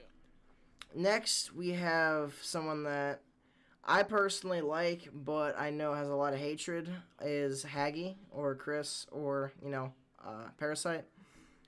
Personally, with his situation, he kind of got the short end of the stick in this situation where he basically with Diamond Con situation like to an extent where he was told, hey, you're gonna be on the team, but as soon as we find someone that completes the all of the EU part of it, you're out. And I personally feel that if that wasn't the case, that he would still be on that team because I think that he single single-handedly performed somewhat like potentially the best on the actual Ravens team in my opinion. Um, he was definitely a well-rounded player, and like I feel like he was kind of handicapped in a sense, but I also feel like there was times where it was the opposite, where they got handicapped by him. But I found that extremely rare compared to the times that he outshined like everybody and made those plays that made them win series and maps. Yeah, I think his S&D and his control was really good. And I think like he's really good about trying to get spawns and to try to keep track of things like that when it comes to hard point, when it comes to different things. He tries to hyper focus those things and be very vigilant of those things. Um, I'll say, I don't want to be unfair to him. I don't want to say that he really was performing as bad as some of the people in D tier. So I do kind of want to throw him in C tier for that reason, but just for like how short of a stint he was there and everything, and with all that, it makes you want to throw him in D tier. I'll ultimately leave it up to you, but I mean, based on like if you based it only on stats and didn't look at anything else, I'd probably say C tier. But if you consider all the other options and like how he got, how they got rid of him and stuff like that, I would say he's probably D tier. But I mean, it ultimately C or D would be fine for me. Yes, like I said, one thing I would like to note with Haggy is I respect how he's changed as a player and as a teammate. Um, back in the BO2 days, he used to scream at everybody, and we all know Haggy back then, and he even kind of makes like a meme of himself. It's kind of cool because that's actually his follow alert box is actually him at one of his BO2 LAN events screaming at everybody, and it's actually really cool how he used that to a part of his content. That being said, um, as much as I don't want to be the person that gives everybody the benefit of the doubt in this situation, I definitely feel like if you go off of stats and performance, I feel like he's definitely.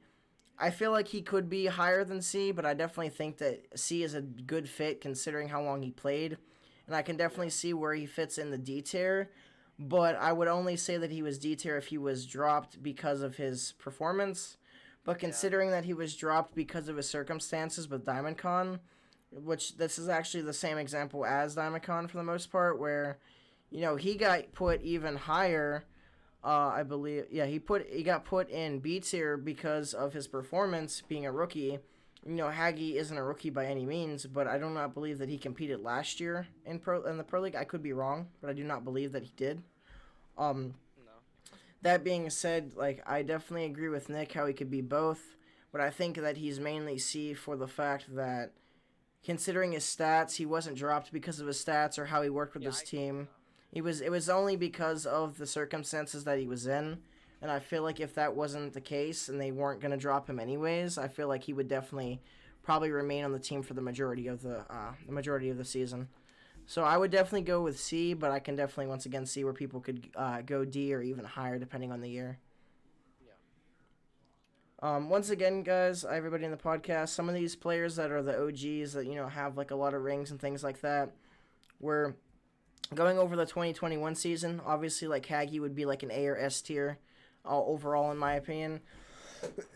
But as far as Cold War, he's definitely a C just because of his circumstances and what all happened. Next, we have Preston Prestini. Um, I have mixed opinions on Prestini. I think that he's a once again, very good person, very good player, very good teammate. But I feel like he's extremely, extremely inconsistent.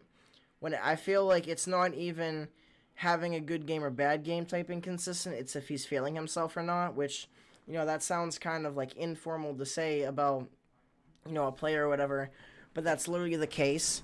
If he gets blooded for 3 rounds in a row on an S&D, like he kind of loses full. Where if he, even if they're playing up against, let's say, a team like FaZe, and like obviously this is a hypothetical, but even if he gets, like 2 or 3 first bloods against FaZe, let's say, like even though it's FaZe and he knows it's a hard competition, he's like, he's feeling himself. So he plays out of passion and out of vibes, and if his vibes are really low for that series, it basically costs the whole team. On the same extent, it's if he's feeling himself that match, he's gonna destroy everybody. I definitely think whenever is at his high peaks, like his skill ceiling, he can definitely compete with some of the top team pros. But I feel like his inconsistency is what leads him down to Yeah. some of the spots that he's at, and I feel that a couple things with that being said, um, having like considering he has to go up against some of his team, one of his like duos, his boy Alec, I feel like that could also affect him considering where he plays out of emotions. So like if he's like angry or anything like that because of that, it can affect it. As well as I feel like he's just very very inconsistent and bipolar whenever it comes to the performance. And I really like him as a player, but I think that he's gonna be around the C or the D tier personally for this year. Yeah, I think overall I would put him as maybe a B tier, just for like his all his accolades, all the things he's done, all the things he's proven himself to be able to do, and like you look at like that Modern Warfare season with him being on that Seattle or not Seattle on that Florida team. They ended up coming out and they beat the Huntsman and won that event. So Yep. he was able to beat his brother and do those things. So that he's always been that type of player where he's very emotional. He definitely if he gets fired up and he's feeling himself, he's smoking everybody on the map. You're not stopping him. But it's one of those things where when he's hot, he's red hot, but when he's cold, he's ice cold, and it is blatantly obvious too. Like it shows in the stats and it shows on the scoreboard. As soon as he's getting dominated, his team's getting pretty much smoked. It's unfortunate, but I agree with Mike a lot. I think for as far as Cold War goes, I would put him in the D tier. I definitely think he underperformed. I'd say in all the modes, honestly. Yeah, like I said, I definitely think that he's a good person and a good player, but considering how he does play, I feel like that's what's going to handicap him throughout his career. Like I definitely think that he has a chance in his career, but I definitely feel like it's a big problem. Um, Yeah. the next one I guess is Priesta, and he's I could be wrong, but depending on the COD, he's either a flex or an AR. I could be wrong like this, like I said. However, I feel like he's definitely a well-rounded player. I definitely think that he has the time, his moments, and like his series. But once again, like he also has the equal lows. But I feel like he's overall a well-rounded player.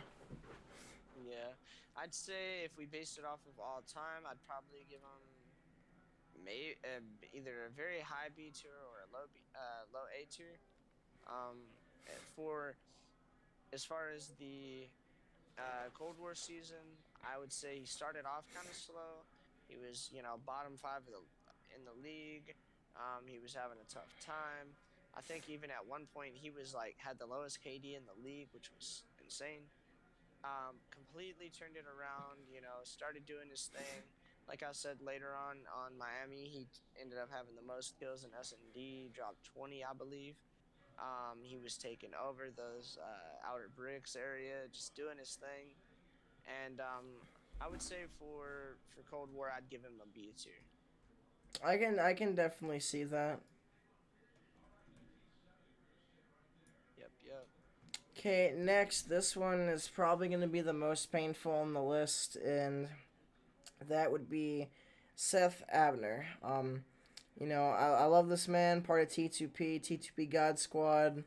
You know, this man overall, like, there's 100% zero argument about this. He is S tier. However, in Cold War, I feel like he did have his moments, but I feel like he underperformed considering how he performed in some other games. Yep. Considering BO4, though, I would say that he definitely performed better than he did in BO4 because BO4 he was. I think he had some of the worst stats of the BO4 season. I could be wrong once again. Um, As far as subs go, yeah. he was one of the worst. And like I love Scump personally. He's the king of COD. Overall, like I said, S tier, but I have to say for Cold War, I would probably put him in like a low C personally, or not, yeah, like a low C, potentially a little bit of like a low B as well. But I definitely think that it Yeah. could be a little bit. It could be a low C to a D or even a B. Just depends on. It really depends on the map and like overall how he's playing in that major. Well, see, I would have given him a high C if you would have said everything up to champs. I would have given him a high C. But to me, with how well he performed at champs and how hard he carried, to me, like I just have to give him like a B tier. I think, yeah, he did have some events where he wasn't the best, but I feel like for the most part, he was doing his thing, and he had some events. I'd say he had more events than pretty much anyone we put in C tier, where he was consistently, doing his thing, having game modes where I think his search and destroy improved a lot in Cold War, at least compared to the last couple of years. And I think him in control was pretty good as well. So I I would give him a B tier. I can definitely agree with that. In B tier, however, there are circumstances where you can look at it and kind of say, well, although that he performed well at champs, like it kind of sucks that it took him that long to like kind of like inspire that fire. I'm definitely going to be putting him in B tier. However, I feel like him doing that definitely penalized him, so I could see him being in C tier for 2021. Yeah, for sure. Next, we have Shawnee of the Ravens. I guess let's give that to you straight off the rip. Yeah, I I like Shawnee as a player. I think he's a really good guy. I like his comms. I like how he's one of those guys where he's always gonna do the right thing. He's gonna go to the right spots. He's gonna try to set you up. But I feel like he doesn't win that AR battle just often enough. I feel like he tends to get outgunned kind of a little bit too often, and for that reason, I'm gonna throw him in the D tier. I feel like his leadership is okay, but it's not as good as a lot of these other ARs. Like look at RCDs and look at. I mean, even look at Insight. Like you can tell. I mean, the guy's a rookie, but you can tell he's got it in him. And when I look at things like that, I have to throw him in D tier. Sorry about that, Johnny, but just I is what can it is. definitely agree with that. I feel like overall he's not bad. However, it just comes down to like gunfights, and a lot of times he just doesn't have the best performance.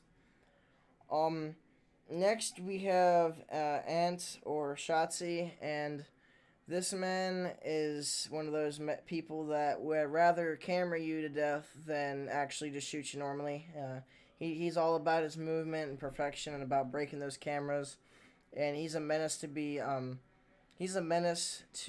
play against, as well as that's why he can even keep up with some of the higher tier teams, is because of how good his movement is.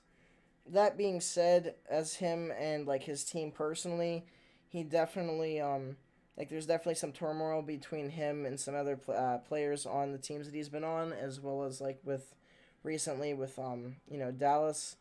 Um, that being said, I think that he's overall he's definitely like an A or B tier player, and I feel like on Cold War he was definitely I would definitely say that he's a B if not an A tier. And considering that he also has some rings as well, especially from champs last year, that gives him a lot of motivation and energy to proceed for, strive for perfection on Cold War. Yeah, I would say overall, I would say Shotzi's an S tier player just because I would throw him up there with Simp and Abizi just because Simp and Abizi they won one ring before Shotzi got here, and then when Shotzi was there, they were competing. Shotzi was at the top of, on Dallas Empire, and Simp and Abizi were at the top on Phase, and Shotzi's team came out on top then, and then in Cold War, Shotzi to me, I think was still very dominant individually. I think he was, a menace on the map. I think he was a one-man wrecking crew at a lot of times, and he was the hard carry for their team. Like I said, I think Illy and Crimsix, I put both of them in C tier. I feel like they both, individually, they just weren't performing as well as they could have been. And then the whole situation that happened with Hook, with all that going on, and then Hook, getting benched and traded or sold and all that. Then they bring on Vivid. Vivid, him and Vivid, they didn't have the most time ever together, but I feel like they worked relatively well together. And I think overall, I think Shotzi, I would give him either an A or an S tier, but I'd probably go with A tier just because like obviously they didn't win that much. They didn't really win anything. They didn't they got a second place and I think a third place as well. But outside of that, I mean, they didn't really win any events. But I'd probably give him an A tier just for his individual performance. I definitely agree with that.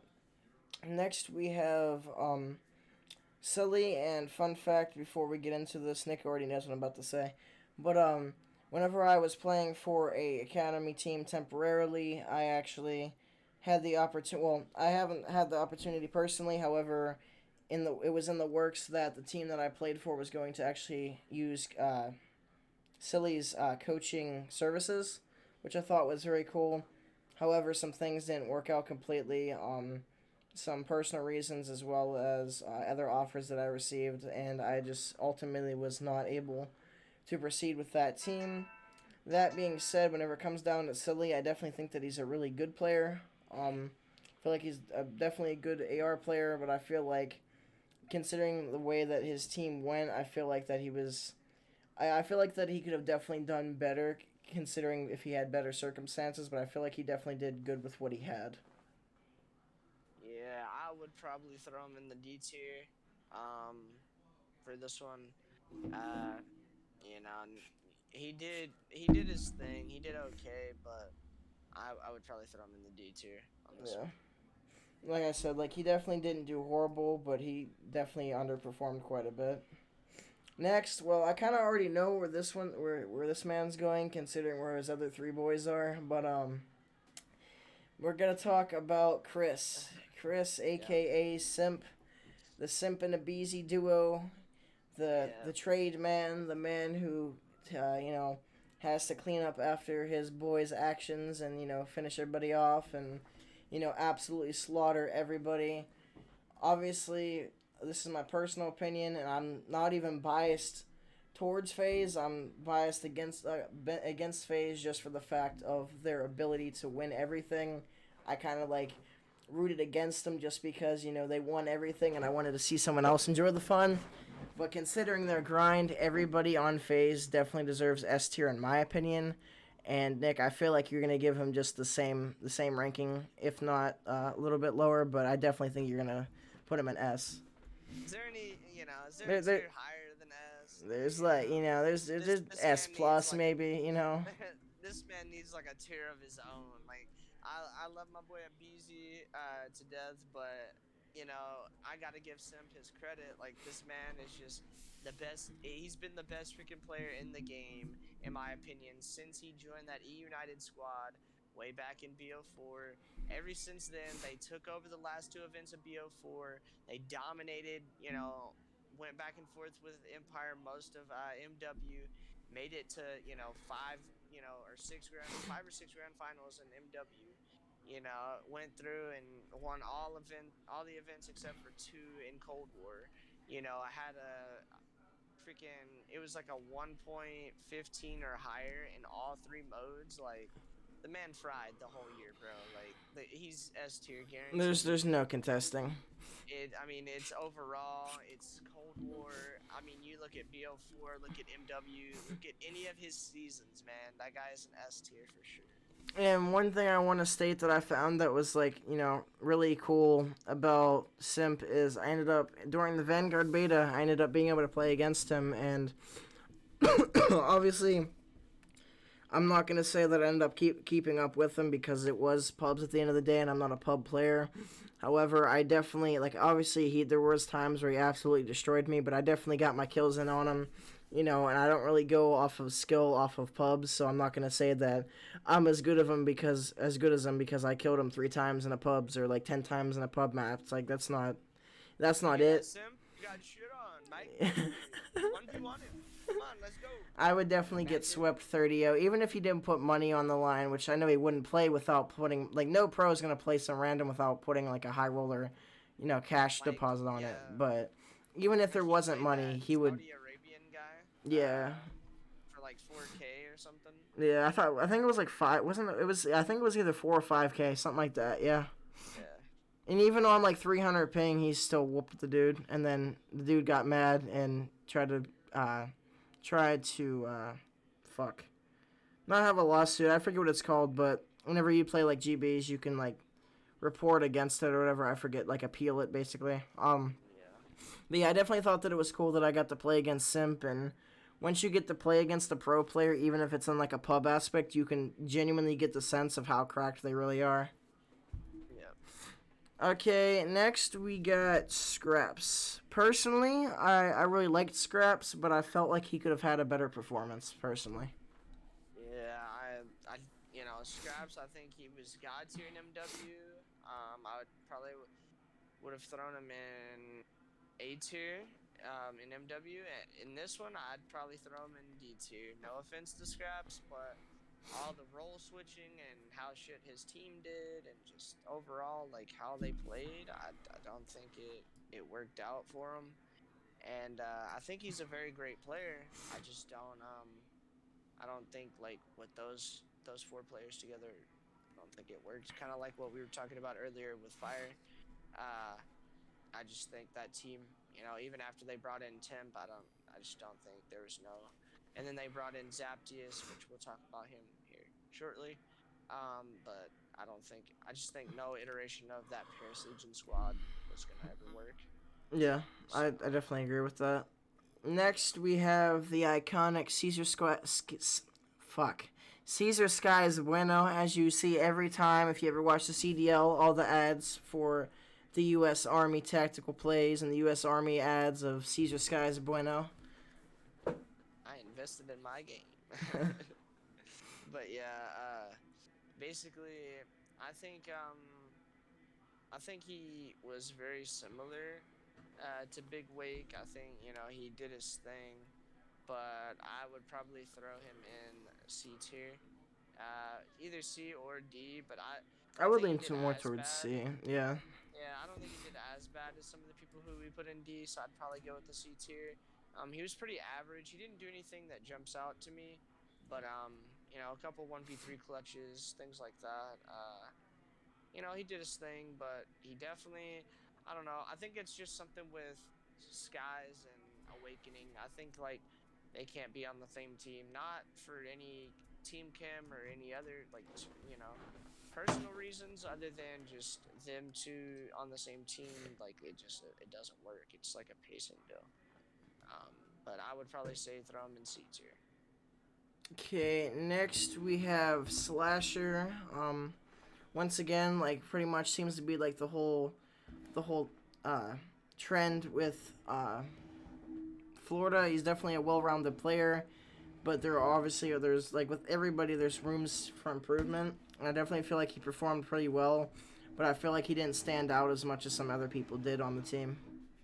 Yeah, like I said, I threw Kenny on the B tier. I think he was better than Slasher on the main AR. When he replaced Slasher on the main AR, I think when Slasher came back, he definitely did his thing. I think Slasher was the best player on that team at champs. I think he really showed out. Dropped the 1.4, did his thing. Um, and kind of similar to Scump, I do kind of hold some weight with I that because fucked up. I'm it fucking was stupid. I'm sorry, Nick. And I looked at the wrong picture. Well, we can do Slasher now, but I actually didn't have Slasher pulled up, but it's all good. I can like it doesn't really matter what order you went in, but yeah, I did not have Slasher selected, but I can just like switch that around. But yeah, you can continue. but yeah, I put a lot of weight into him. They made it seem like Slasher benched himself when that's not what happened. They decided to try something different, and it was ultimately they when they tweeted it out, they made it seem like Slasher was taking a break, and anyone that knows Slasher knows he wouldn't do that. He's the type of player he'll just play through whatever he has going on, and anybody who doesn't watch the Flink, he did have a lot going on during the Cold War season. His grandpa died, so I'm sorry for that. R.I.P. And his mom was actually diagnosed with breast cancer. She's in remission now, so she's good. So thanks. Thank God everything's good with that. Um, but he had a lot going on, a lot of things personally just bothering him. He thought maybe he was going to be a horrible teammate to Venom. A lot of people were saying that. So they started having him doubting himself and stuff like that. But I think ultimately he came back and he performed and did his thing. Um, I think he didn't get to play as much as he definitely could have.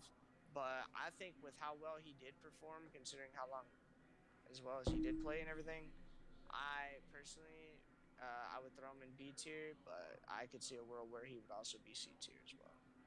I can definitely agree with you with that. Give me one moment. Okay, next we have Select. That's gonna be a tough one. Yep. I think Slacked is one of those players that he was like at the top for like 4 or 5 games in a row. He was like a top three player. Or he was at least a player that was on a top three team, I should say. And he's one of those that he's always managed to place very well. He's always on pretty good teams. He doesn't always have the best stats individually, but he's kind of one of those players that does the dirty work. Kind of soaks time, does things like that. I would probably for Cold War specifically, I'd probably give him a D tier. Didn't perform very well, benched himself, or didn't bench himself, but got benched, and it was a bit unfortunate. I don't know if he retired. I could be wrong about that. I don't know if he retired or not, but either way, didn't have the best Cold War season. So I'd give him a D. Yeah, I can definitely agree with that. Next we have Temp. I feel like he definitely did make an impact, but once again, like with a lot of, I feel like Temp was definitely a very good player, but I feel like, especially with like his whole team for the most part, like it just the inconsistencies is what led him to like not perform as well as like not to allow his team to not perform as well as some others have. Yeah, I would say it's the same thing I said with Scraps. A lot of role switching. They were, he was trying to go back and forth with the sub and AR. He wanted to run AR, but they had him doing different things because they couldn't get Fire comfortable. And then they tried him over Fire, and then they tried him with Fire, and then they tried Scraps, and everything. Everybody using different roles, and nobody could ever get comfortable. And that, I don't know, it was a whole mess. That's definitely I how it would was with um Temp. I would throw him in D tier. I think he can be. I would say he's overall. I'd say he's like a C, maybe a low B tier player overall. But for Cold War, I'd say he's a D tier. Like he definitely has his moments in his plays where he goes big, but it's how often do you really see that versus how often do you see the bad performances? Yeah, I mean, it's not like he performed like he did in BO4, where he was like the top highest, like because in BO4 he was getting the highest damage out of anybody, the most damage in. Per game type of thing. But you don't really see that same temp that you seen on New York then. Yeah, like you also have to counter in like how the switch from BO4 land to online for a year back to online for half of the season and then last in the land. So it definitely can change a lot of players for the worse. But I definitely feel like he's a good, well-rounded player. But I feel like he just doesn't perform as good as he is expected to and has previously. Yeah, and that was just real quick. That was not New York. That was Splice. That's my bad. That was Splice on BO4. Yep. And next we have TJ Haley or Haley, however you would like to pronounce that. Once again with the LA Thieves. I guess since you speak of him pretty fondly, why don't you take the honors of discussing that first? Yeah, I would probably throw this guy in A tier if we were talking about World War II, because this man was like the Abizi of World War II, right? Like he's the type of guy the announcers like Merc and Maven, they would talk about him and say like, exactly where this guy's gonna be. He flies to the same spot every time. He runs full sprint straight there, and he just wins his one. It's like he just smokes you. You know he's gonna be there, and he still wins it. Um, but like that's definitely fallen off. I would say in MW and in Cold War. And in Cold War, he even got replaced a couple times. They tried so many different additions to that team and just tried so many different things. And I think personally he couldn't find that consistency. He had that like 12-0 game where he absolutely dominated and popped off. But like outside of that, I can't really think of anything like noteworthy of him doing. So I would probably throw him in the D tier as well. He ultimately did end up getting benched and everything. So yeah, I'd probably put him in D tier. Okay, next we have Vivid. Yeah, Vivid. I think Vivid was a great player. I think the entire year he played great. If you base it off of just the Cold War year, I would say he is an A tier player. Overall, I'd say he's probably an A tier player as well. I think that guy's really good. I think he's underrated. And if he doesn't end up on a roster, I would be mind blown. Shout out to Nicholas. I can definitely agree with that. Like whenever it comes to whenever he got picked up on Dallas, I can definitely I'm retarded. Sorry, I'm just way too. I'm fucked up. Okay, never mind. Yeah, I'm kind of tripping, but but yeah, I feel like he's definitely really good. He can definitely be an impactful player, and I will once again be surprised, like you said, if he's not on a roster, at least on some form of roster, whether he's like a sub or something like that. He definitely deserves a roster. Yep. But yeah, I think not only was he the best player on that LAG squad, But I think once he went over to Dallas, I think he was a great player to go alongside Shotzi. I think Shotzi was better than him at Cold War, but I definitely think he was A tier for sure. Okay. Give me 1 second.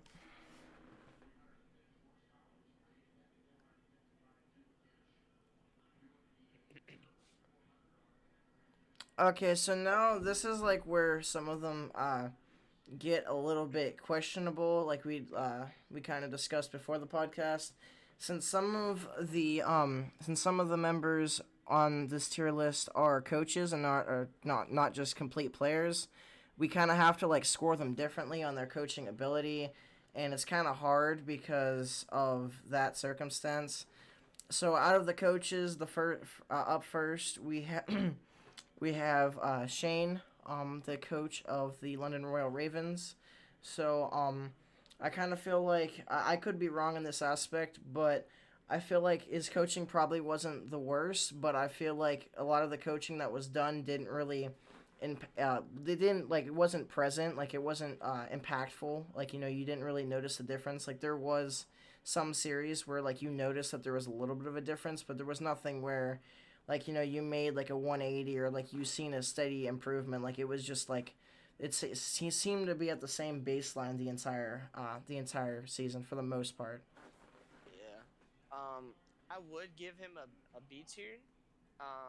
Because I liked the fact that he was actively trying to make the team better. They were making changes. They were doing their thing. Um, but I feel like the reason why I would not give him a B tier and I would put him down in C tier is the main reason why is he. Well, I'm not gonna say him alone, but because of the decision to bench Zed and replace Zed with Alex. I think Zed was one of their best players on their team. I think he was a huge part of their comms, and he was a really good in-game leader. I think he helped them out a lot, and I think bringing in Alex was a huge mistake considering it's not like Zed was underperforming. They brought in Alex, and Alex started underperforming, and then Zed retired. So like I don't know. I feel like that was a at least maybe who knows, it could have been something internal, but I didn't feel like that was the right move to make, so that's why I ultimately would throw him in the C tier. Okay, up next we have Insight, which once again, like I discussed before, is one of the best one of the best S&D players. Out of all of them, like he's definitely probably like the top five out of all of the S&D players at least. Whenever it comes to S&D, this man is extremely impactful. You can feel his presence on the map, and Always last alive. you don't really want to end up playing in a series against him because if there's an S&D, you definitely know that he's going to end up destroying the entire lobby and it's going to become his for the most part. There are And his times, control. yeah, like his control, like his respawn wasn't too bad. Like his control was pretty good. His hard point wasn't horrible, and then his S&D was phenomenal, and like his control, like we said, it was still really good. So I definitely think that he's a really well-rounded player. He's definitely a really smart S&D player, and I feel like I could easily see him as like an S or a B tier for Cold War, if not higher. Yep. Did I say S or B tier or A or B tier? You said S, but I knew what I you meant. meant I'm faded right now. Okay.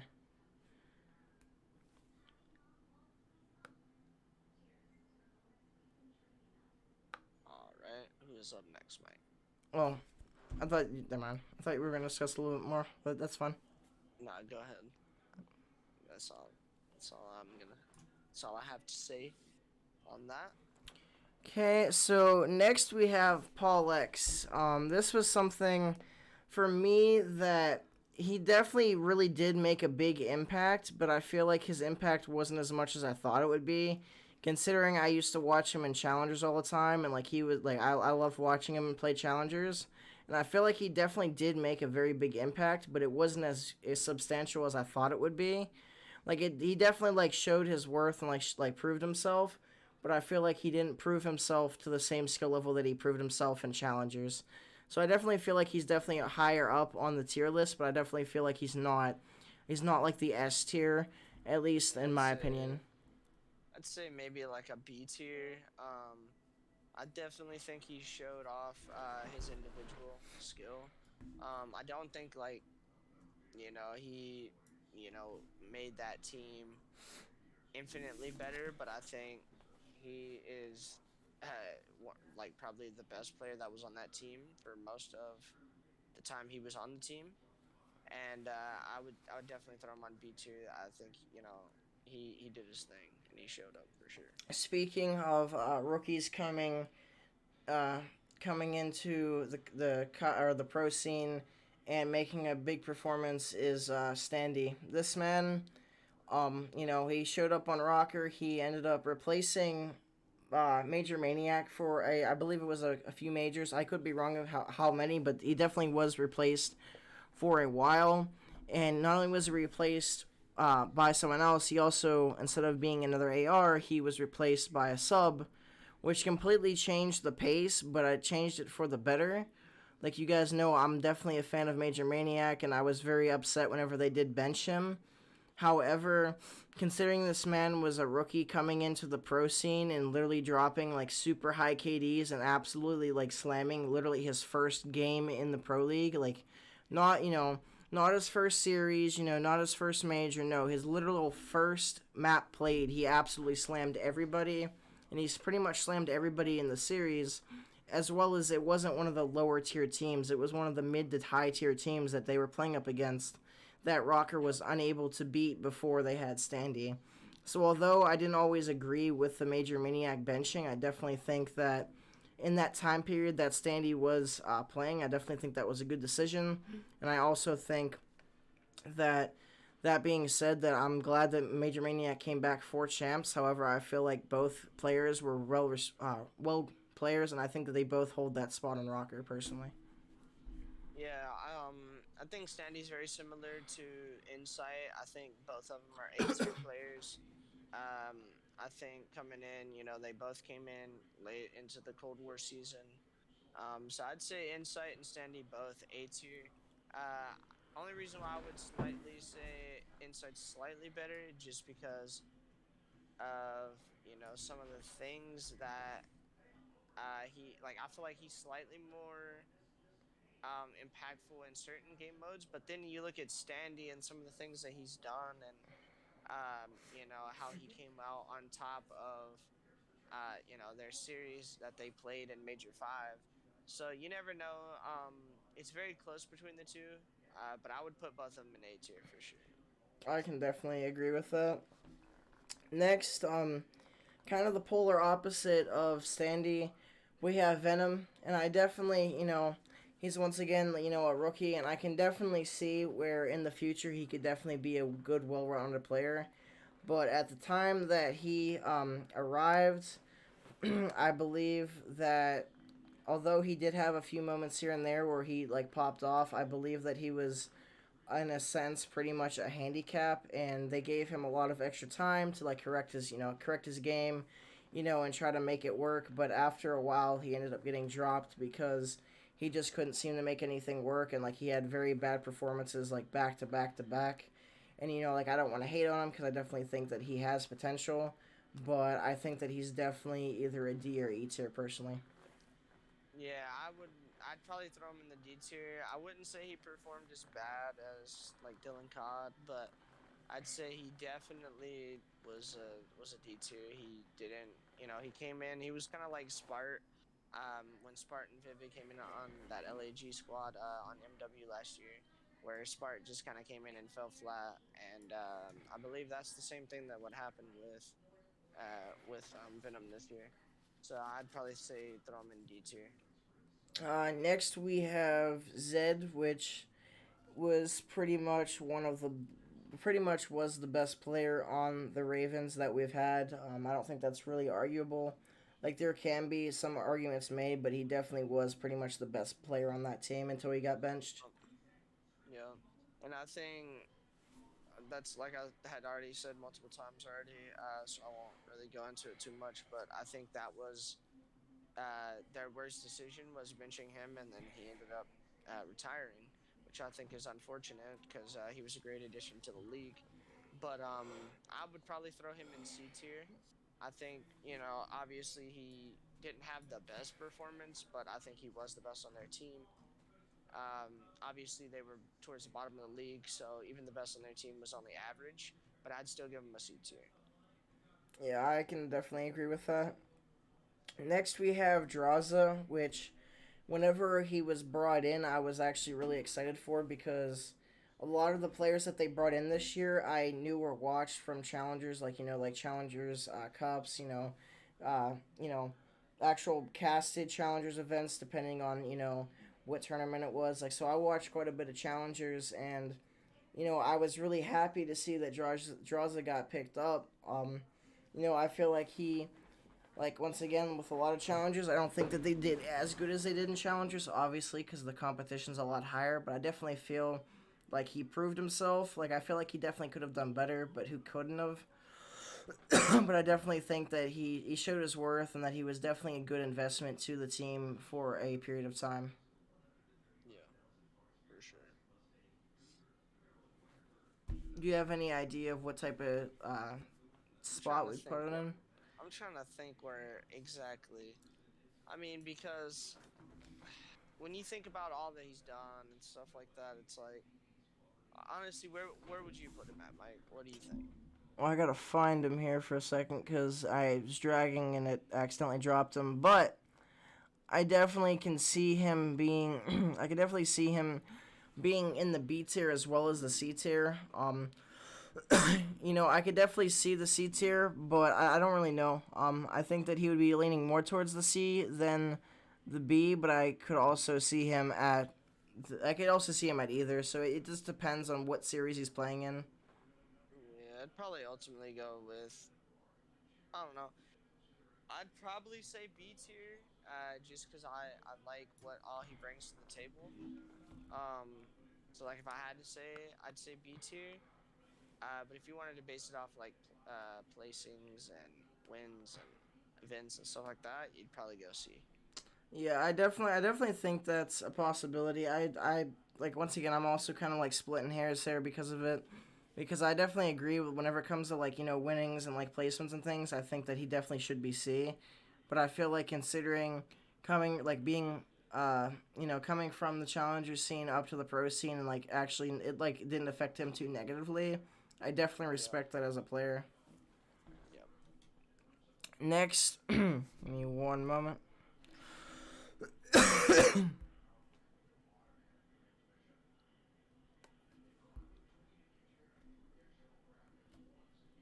Yeah, this is gonna be an interesting one right here. Yep. Give me one minute. Okay, so next, okay, I had to think about this one for a second. So next, this is one of Nick's favorite players for this team. Havoc, and once again, like we discussed, you were kind of pissed that he got benched and like traded out. So I kind Yeah, of, before the season even started, man. yeah, I kind of Didn't want give him like a chance. considering like your energy on this one, and I know you personally, so I know how you reacted. I kind of want a story about how this happened and like what you think about him and what your reaction was whenever you found this information out. Yeah, well, I initially had heard the team was, gonna be it was gonna be freaking Havoc and Slacked, and I was like, okay, it's kind of risky, because both of them play very similar. They're kind of dirty work players. They're not heavy slayers. So I kind of was nervous about that. So I understood why they wanted to do it, and I understood why they wanted to go with Slack to over Havoc. But I was upset that they didn't want to give it a chance. Like I could have understood maybe 2 or 3 weeks, if it wasn't working then. But the season hadn't even started yet, and they were already benching him, which that's what had me a little bit upset. Because especially if you look at after they bench slacked and they brought Havoc in, and um, all that, they ended up realizing like, hey, Havoc's not only the in-game leader for this team, but he's calling the shots. keeping up with streak He counters, was and like the he's backbone of having the team. yeah, like he was the glue holding it all together. He was making it happen, and to me, it's just crazy that initially, before the season even started, they wanted to get rid of him. Um, I'm realistic though. I think like obviously outside of a Beezy, I'd say he's my second favorite, and then I'd say maybe Nicky D's my third. Um, but I'd probably throw him in C tier, even though I'm realistic. I'd say some people might even throw him lower than that. But I'd say I he's would. probably either C or D. I was gonna say either B or C, but leaning towards more of the C side.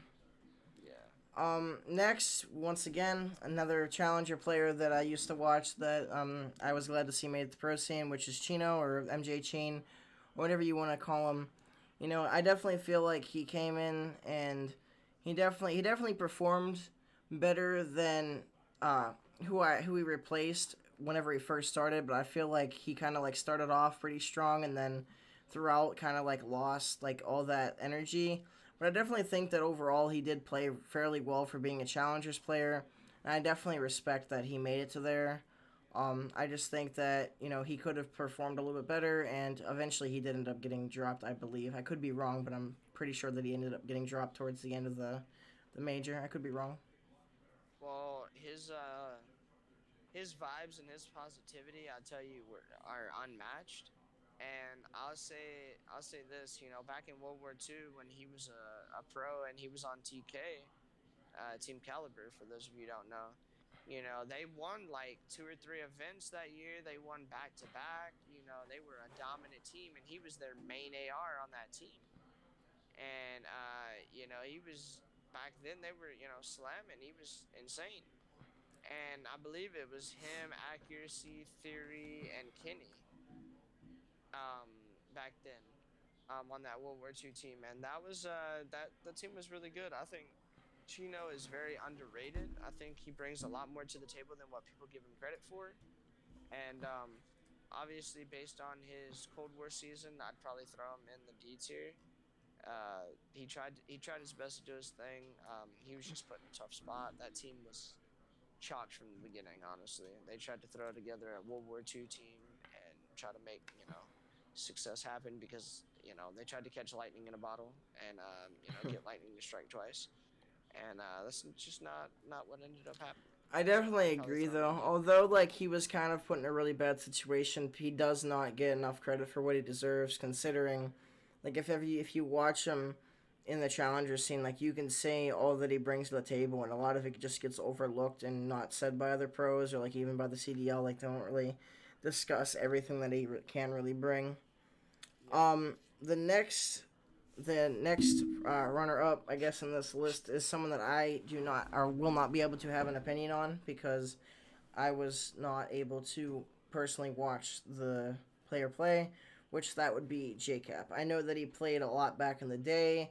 I know that I'm pretty sure he played in some BO2 tournaments and things like that, but I was not able to watch Man any of was his God to performance. BO1. That guy was insane at BO1. He was really good at MW3 as well. But if we're still talking about just Cold War, obviously he was the coach for LA Thieves. Um, I think I would throw him in B tier just because I liked that they made a lot of changes and stuff like that. And I think you could clearly tell that him and all the players were actively trying to find the best team possible. But the reason why I would say B tier and not A or S tier is just because I feel like some of the moves were a bit premature. They didn't give the team enough time to mesh together and actually like build team chemistry. I feel like a lot of the time they, oh, a week and a half, 2 weeks, make another change. Oh, 2 weeks later, make another Yeah, change. you have to check, So like, play it out and let it see if it works or not. yeah, that would be the main reason why they're not. I wouldn't give him a higher tier, but I'd probably go with B tier. I could definitely see that. Next person on the list is Zep. Once again, I could be wrong, but I'm pretty sure once again that he also came from challengers and like try to make a showing, and I feel like he did pretty well. But like with With the whole team itself, I feel like there was a lot of changes being made, and it was like nonstop every time that, like, almost every series he would play in, there was some type of change made. So he didn't really get to show himself, and like he definitely had his good and bad games, but I feel like he just didn't have enough time and wasn't able to like really show himself. Yeah, I mean, he was on two different teams. He was on the Ravens, and he came up from that Western team with Paul X, and then he moved over to the Paris Legion, and I feel like he was better on Paris somehow Yeah, than he was on London. I don't know if that could just be I could be twisted on that, but I don't know. Uh, but I'd probably throw him in the D tier. He didn't really do anything that jumped out to me. He wasn't a bad player, I wouldn't say. he just I didn't really could prove see a himself. world I could see a world where I threw him in C tier, but I feel like some of the people we put in C tier were just outperforming him, so maybe I'd throw him in D tier. Okay, another coach we have is is Ricky, and since like I know I do or I do tend to like look at the changes. However, you're a lot more like you look a lot more of the details whenever it comes to roster changes as well as like orientation changes and things like that. So I kind of want your opinion on Ricky and like how if you think that he like benefit or like affected the team for the positive or the negative. Yeah, I mean, I feel like obviously I don't know the ins and outs. He wasn't coaching me, so I don't know.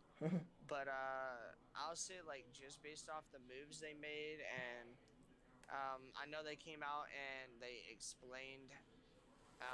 I've seen Alex went on and talked about what all had happened with LAG and everything that went down. So like I kind of understand that a little bit more now, but at the same time, like they should have made sure they kept Reese vivid no matter what. That guy is a freaking absolute menace on the map, and they should not have let him go. I think App's a great player, but ultimately he ended up retiring anyways. We knew, like, yeah, he said he still thought he had gas left in the tank, but I kind of figured like he pretty much already had one foot out the door anyways. Like it's not that he wanted to; it's just you could see it happening.